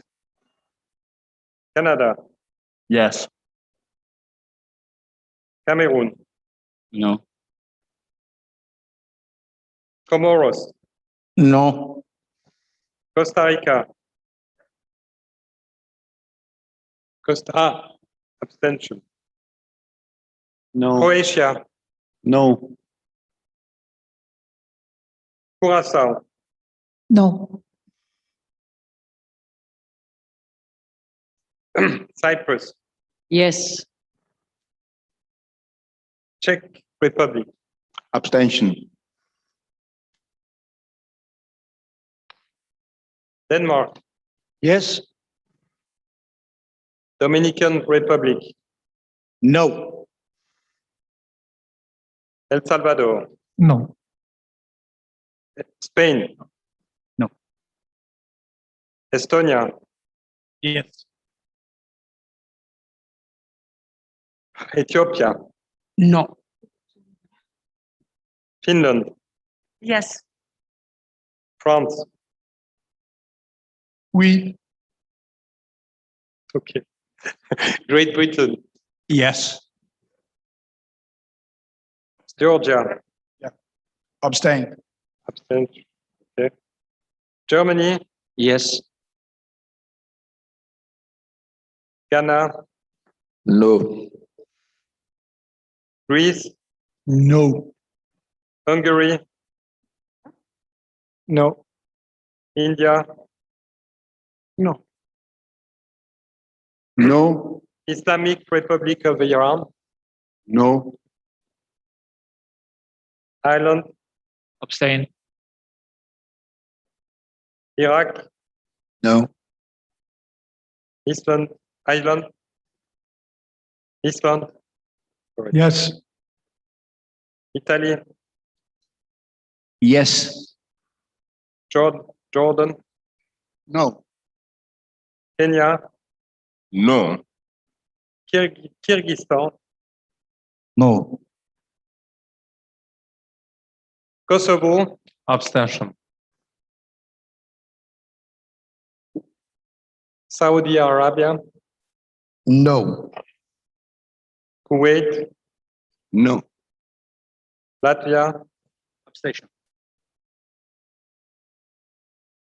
Lebanon. Oh, Libya, pardon. Libya. Libya. No. Lebanon. No. Lesotho. No. Morocco. No. Moldova. Yes. Malta. No. Netherlands. Yes. Nepal. No. Nigeria. No. Norway. Yes. Oman. No. Pakistan. No. Paraguay. No. Peru. No. Palestine. No. Philippines. No. Puerto Rico. No. Qatar. No. South Africa. No. Rusland. No. Rwanda. No. San Marino. Yes. Slovenia. Yes. Serbia. Abstain. Sierra Leone. No. Sudan. No. No. Syria. No. Swaziland. No. Tajikistan. Absolutely no. Tunisia. No. Turkey. No. United Arab Emirates. No. Uganda. No. No. Ukraine. No. Uruguay. No. USA. Yes. Uzbekistan. No. Venezuela. No. Yemen. No. Thank you. We are at the end of this vote. I'm bringing the result.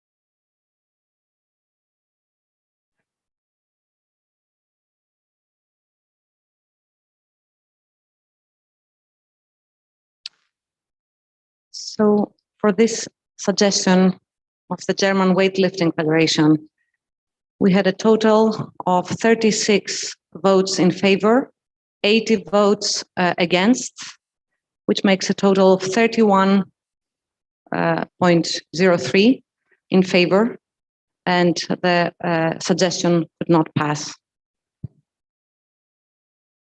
So we are moving to the next proposal, which is a proposal of USA Weightlifting Federation. It is exactly the same proposal with, however, a lower percentage. So instead of a 75%, it's a 67%. I give the floor to USA to maybe comment or to add some comment to its proposal. In the interest of time, I don't want to speak too long about this proposal because already my colleague from Germany spoke about the importance of a fresh culture. The only thing I would add is it is important to remember it is not about the individual persons. We have good people in our leadership currently, in our executive board, but we have to show the fresh face to the IOC. And this is the point here, to make sure we have the opportunity to retain those individuals where it's clear to this Congress they are good for our federation. Is there any request for comments from the floor? And one more thing to add, that remember, this doesn't affect continental presidents because those are elected in the continent, or athlete representatives because they come from the athlete commission. So it's really not for those not made to the executive board from other bodies.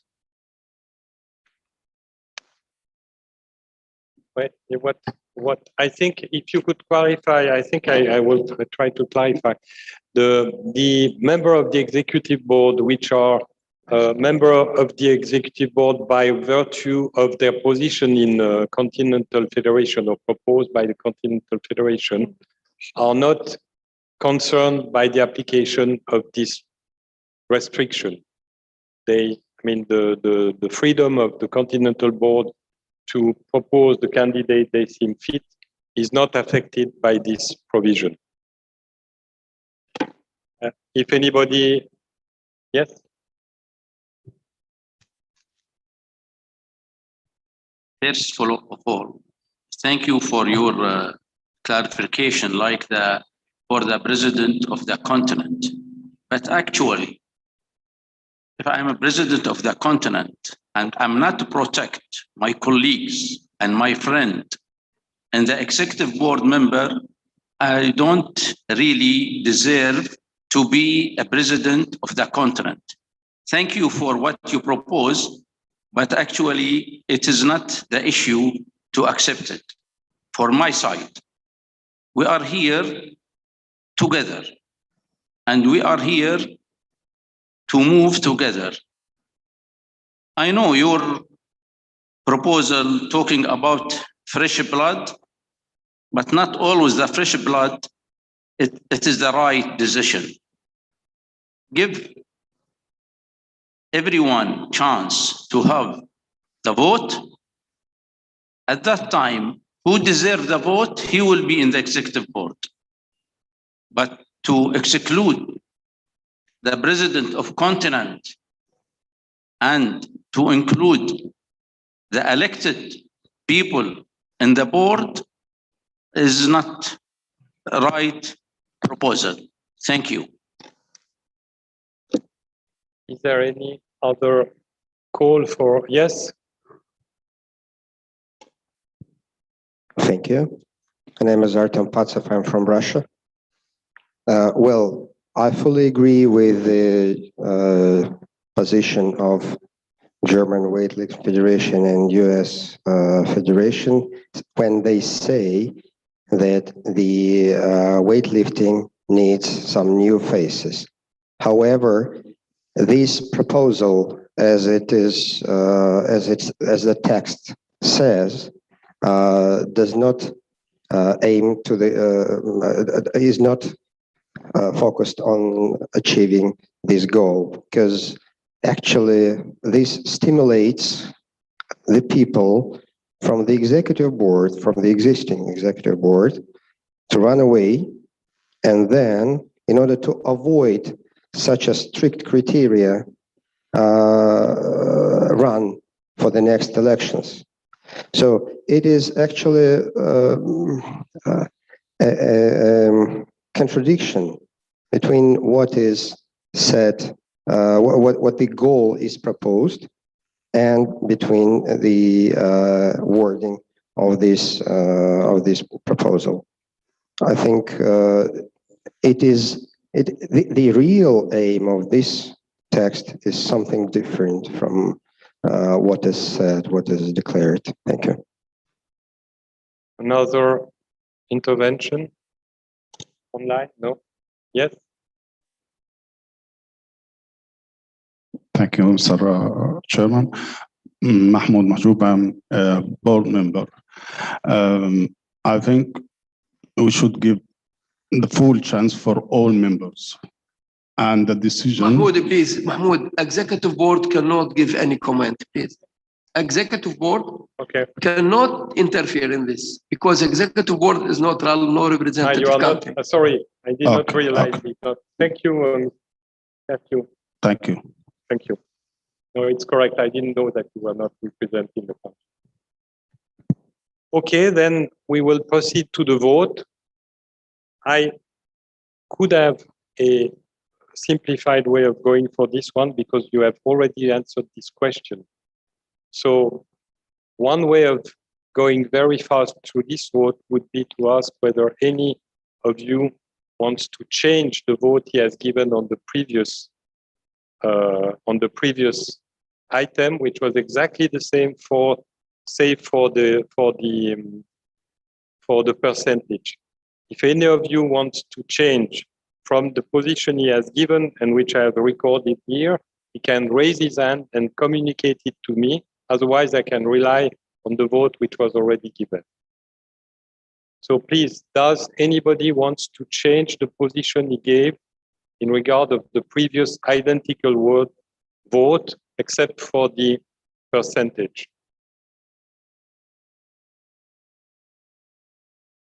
Yes? Yes, I will say for this proposal no. Why? I listen Almana, and when he is the president of ASEAN, this is another thing. As he is sitting in the executive board, he is sitting in the IWF. And then the IWF will have to work together, and we cannot lose all good men from the executive board now, and we have no leadership, and therefore no for this proposal. Thank you. Does anybody else want to change the vote he has given in respect of the previous vote? We gain a lot of time doing that. So I mean, but if anybody wants to change the vote, and I thank you, Austria, to have expressed that very clearly, you are welcome. So I take it that I can rely on the vote you have given on the previous motion, and we will redo the sum, taking into account the change and the virtual vote.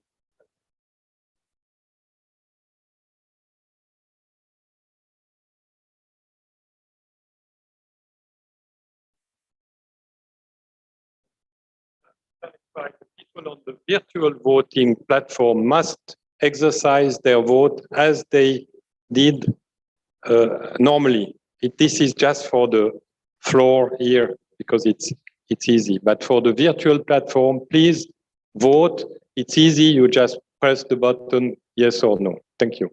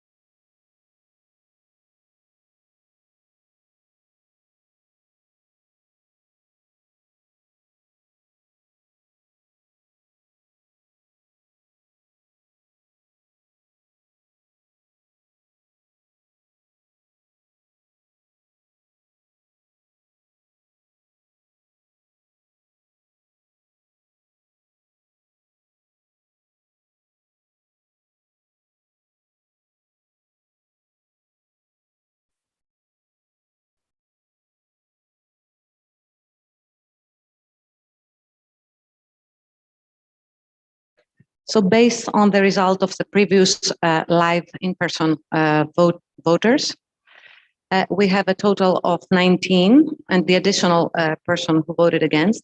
So we have in-person voting members, 19 who voted in favor of the suggestion and 61 who voted against it.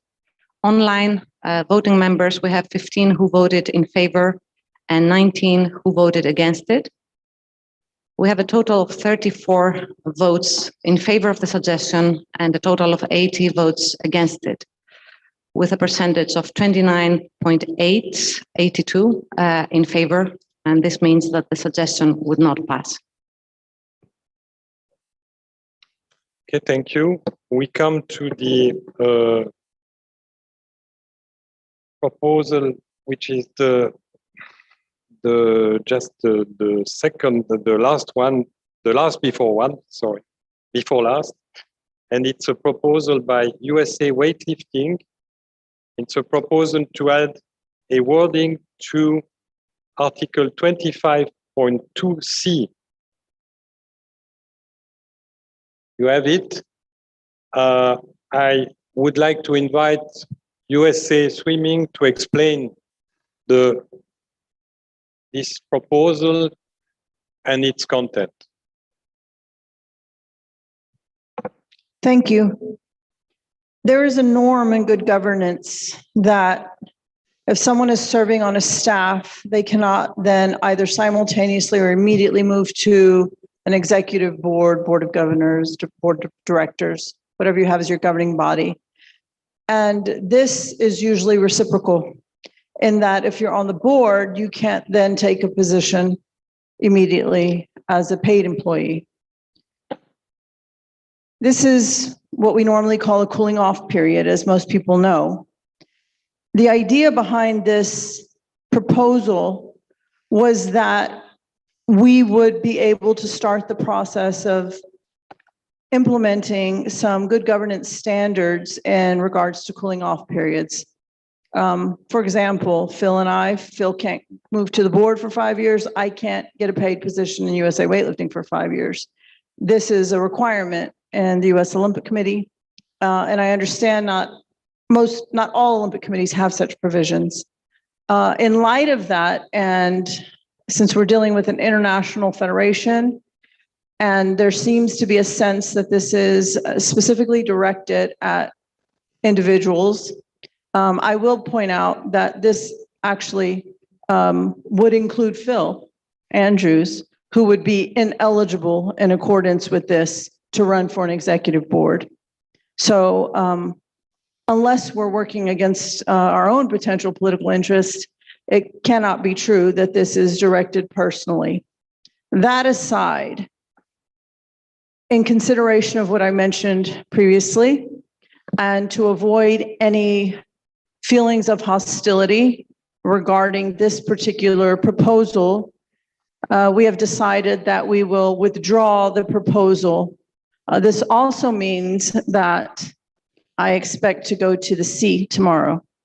Thank you. Thank you. In that case, this object becomes without purpose, and we can move to the last proposal, which is the proposed. Right? First, thank you, dear Ursula, and I hope I will see you in the sea tomorrow. This was not on the item. This is a reprimand. Okay, we have a proposal by Yemen Weightlifting Federation, which concerns Article 28.1. It concerns the way the executive board can make a decision to suspend one of its own members. And at the moment, the draft provides that it must be by unanimous decision, of course, without the person concerned. And the proposal by Yemen is to make it a decision subject to special resolution, meaning a majority of 75%. I would like to ask Yemen to explain and to justify its proposal, which is quite actually quite straightforward and understandable. Good evening, ladies and gentlemen. I think the Article 28.1, according the suspension of the executive board member, I think the article said unanimous resolution. And that is very, very difficult to keep our sport clean and serious in the future. It is enough what we have from problem in this period, so that I want from the members to vote to have special majority, and according our rules, special majority means 75% from the executive board member. Thank you very much. I open the discussion to the floor for this proposal. If there is anybody who wants to speak about this proposal, support it, or make an observation. Is there anybody who wants to intervene in respect of this proposal?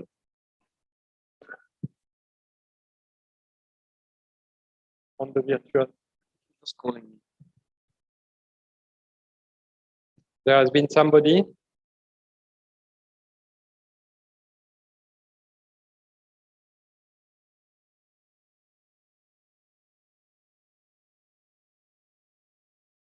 If not,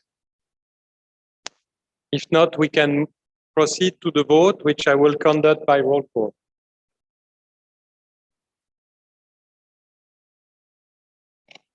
Albania.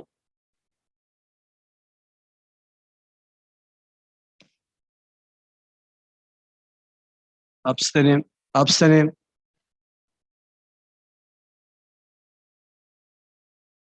Algeria.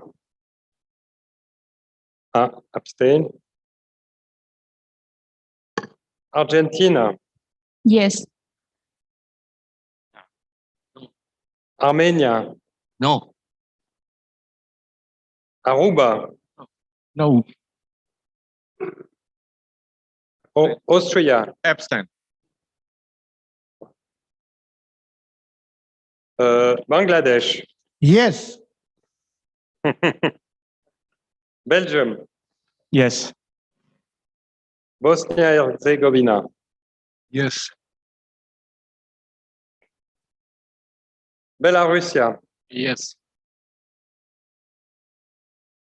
Botswana. Yes. Brazil. Yes. Bahrain. Yes. Bulgaria. Canada. Yes. Yes. Cameroon. Yes. Comoros. Yes. Costa Rica.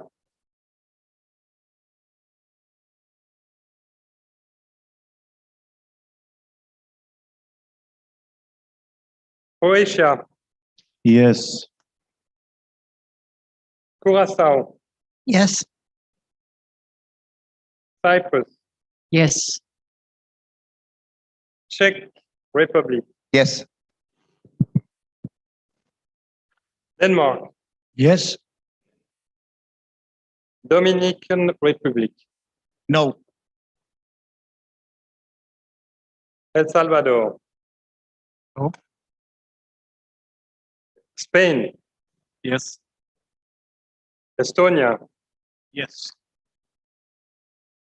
Ethiopia. Yes. Finland. Yes. France. Oui. Yes. Great Britain. Yes. Georgia. Abstain. Germany. Yes. Ghana, Yes. Greece, Yes. Hungary, Yes. India, Yes. Ireland, sorry. Islamic Republic of Iran. Ah, pardon, I'm sorry. I read IRL and it's IRA. For Dr. Islamic Abdullah, Republic yes. of Iran. Yes. For Sorry Dr. about Abdullah. that. Yes.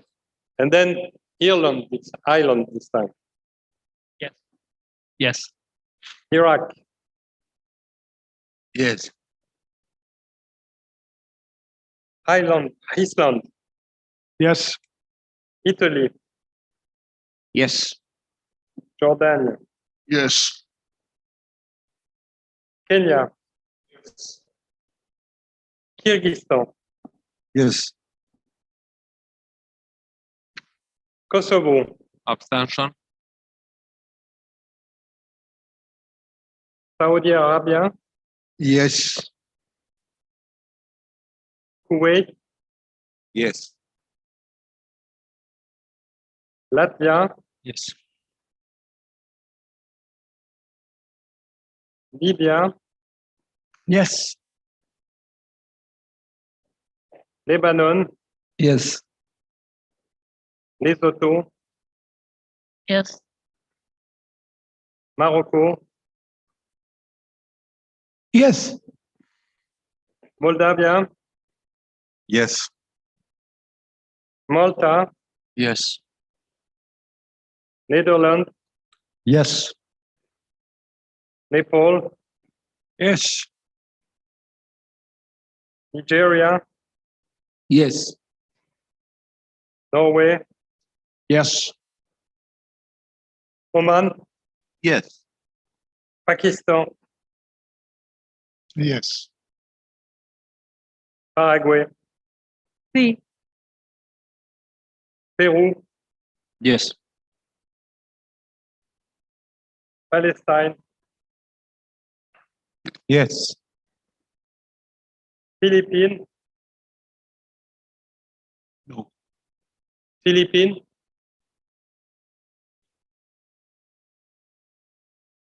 Yes. Puerto Rico, Yes. Qatar, Yes. Republic of South Africa, Yes. Rusland, Yes. Rwanda, Yes. San Marino, Yes. Slovenia,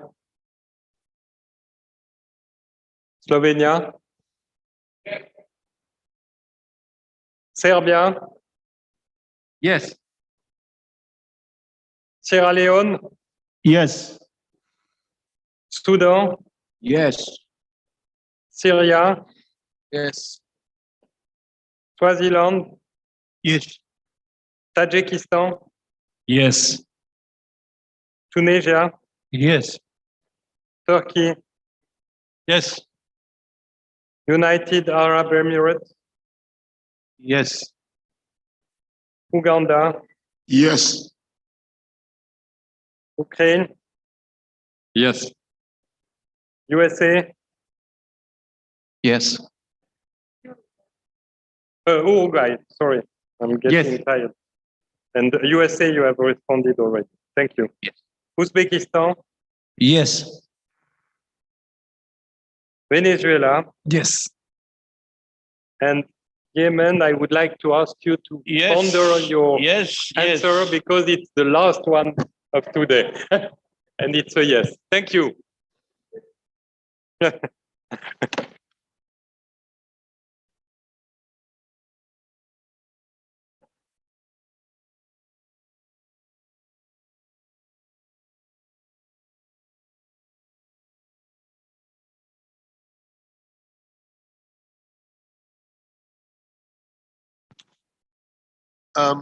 Friends, it's the time when I find it sort of bittersweet. We are finished for today. We have some more work to do tomorrow, but no, sorry. Oh, no. Sorry. You see, I did say it was bittersweet. I was looking at the sweet rather than the bitterness. Okay. We want to show you the results now, and if you can wait on, it'll help. Thanks. But I will be saying cheerio later.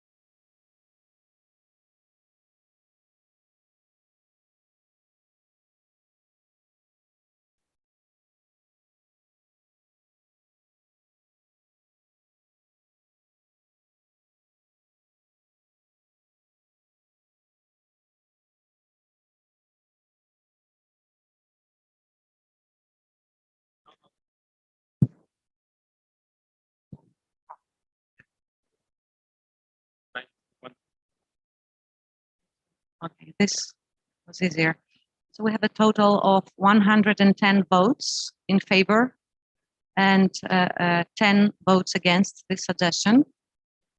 We have 76 live in favor and online voters, 34 in favor.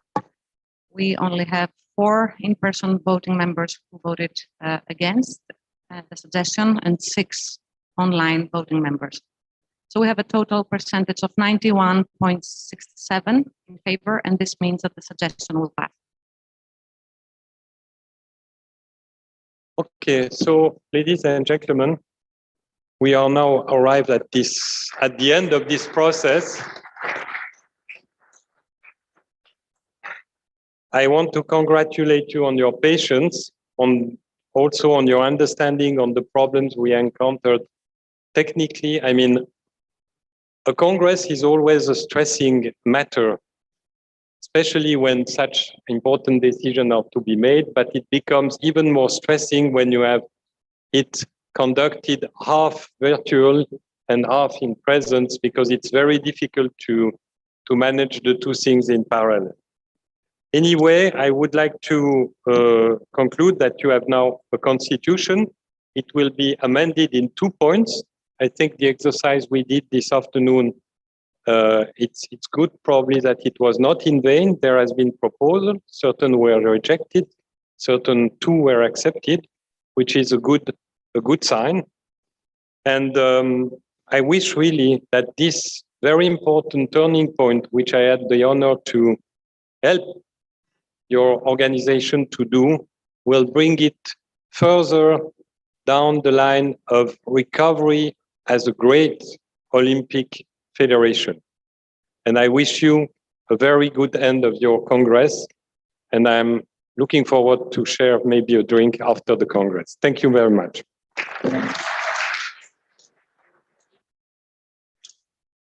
Yes, I have some, yeah.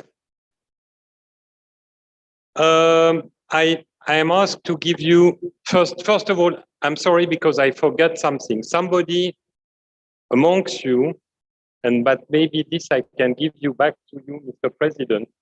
I think there are members which would like to just give general declaration at the end of the Congress, but it's up to you, I guess, to invite them to do that. I will keep to the technical aspect, which is the PCR test. You, if you need a PCR test for your departure, you can register for such test by the lady who is present at the right when you go out of the meeting room. And plus, it is a very nice lady.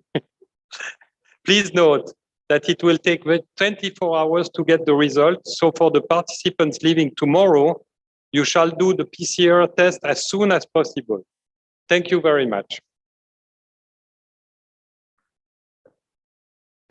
So, is there anybody who's got a burning point they want to? Right. Do you want to talk first? Mr. Almana has a burning point. Thank you.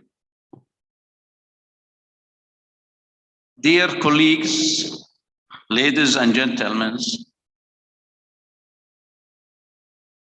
we thank our God that everything is moved smoothly for the benefit of the weightlifting sport. Maybe we are not agree 100%, but at least we pass through the tunnel and now we are in the light.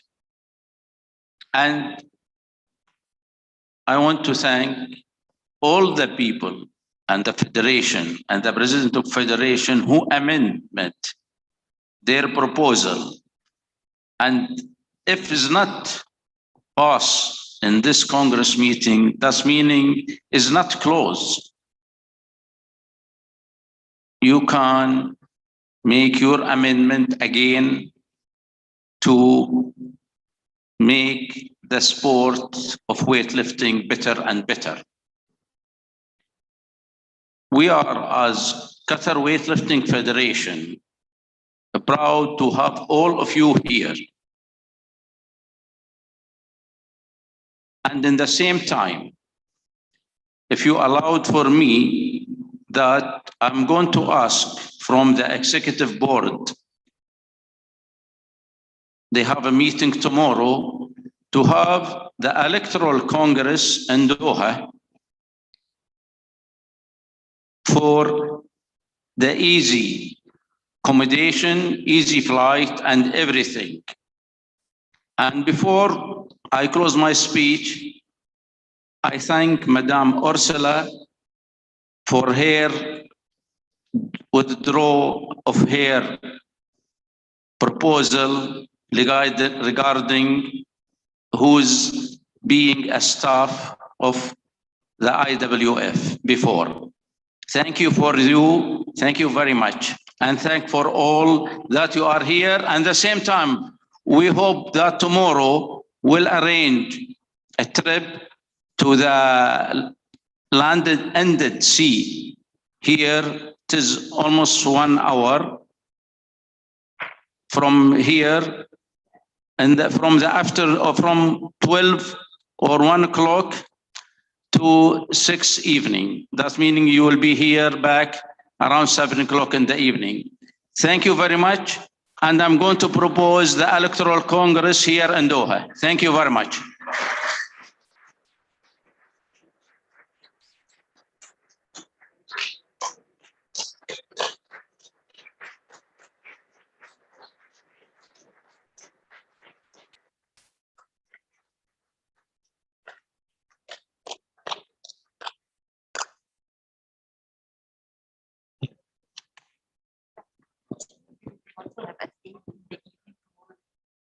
We will decide. 1 minute. Also, we would like to thank the mayors. We're working very hard for us in this. We thank Despina. Would like to thank Sajan working very hard to help us in this constitution. Thank you a lot.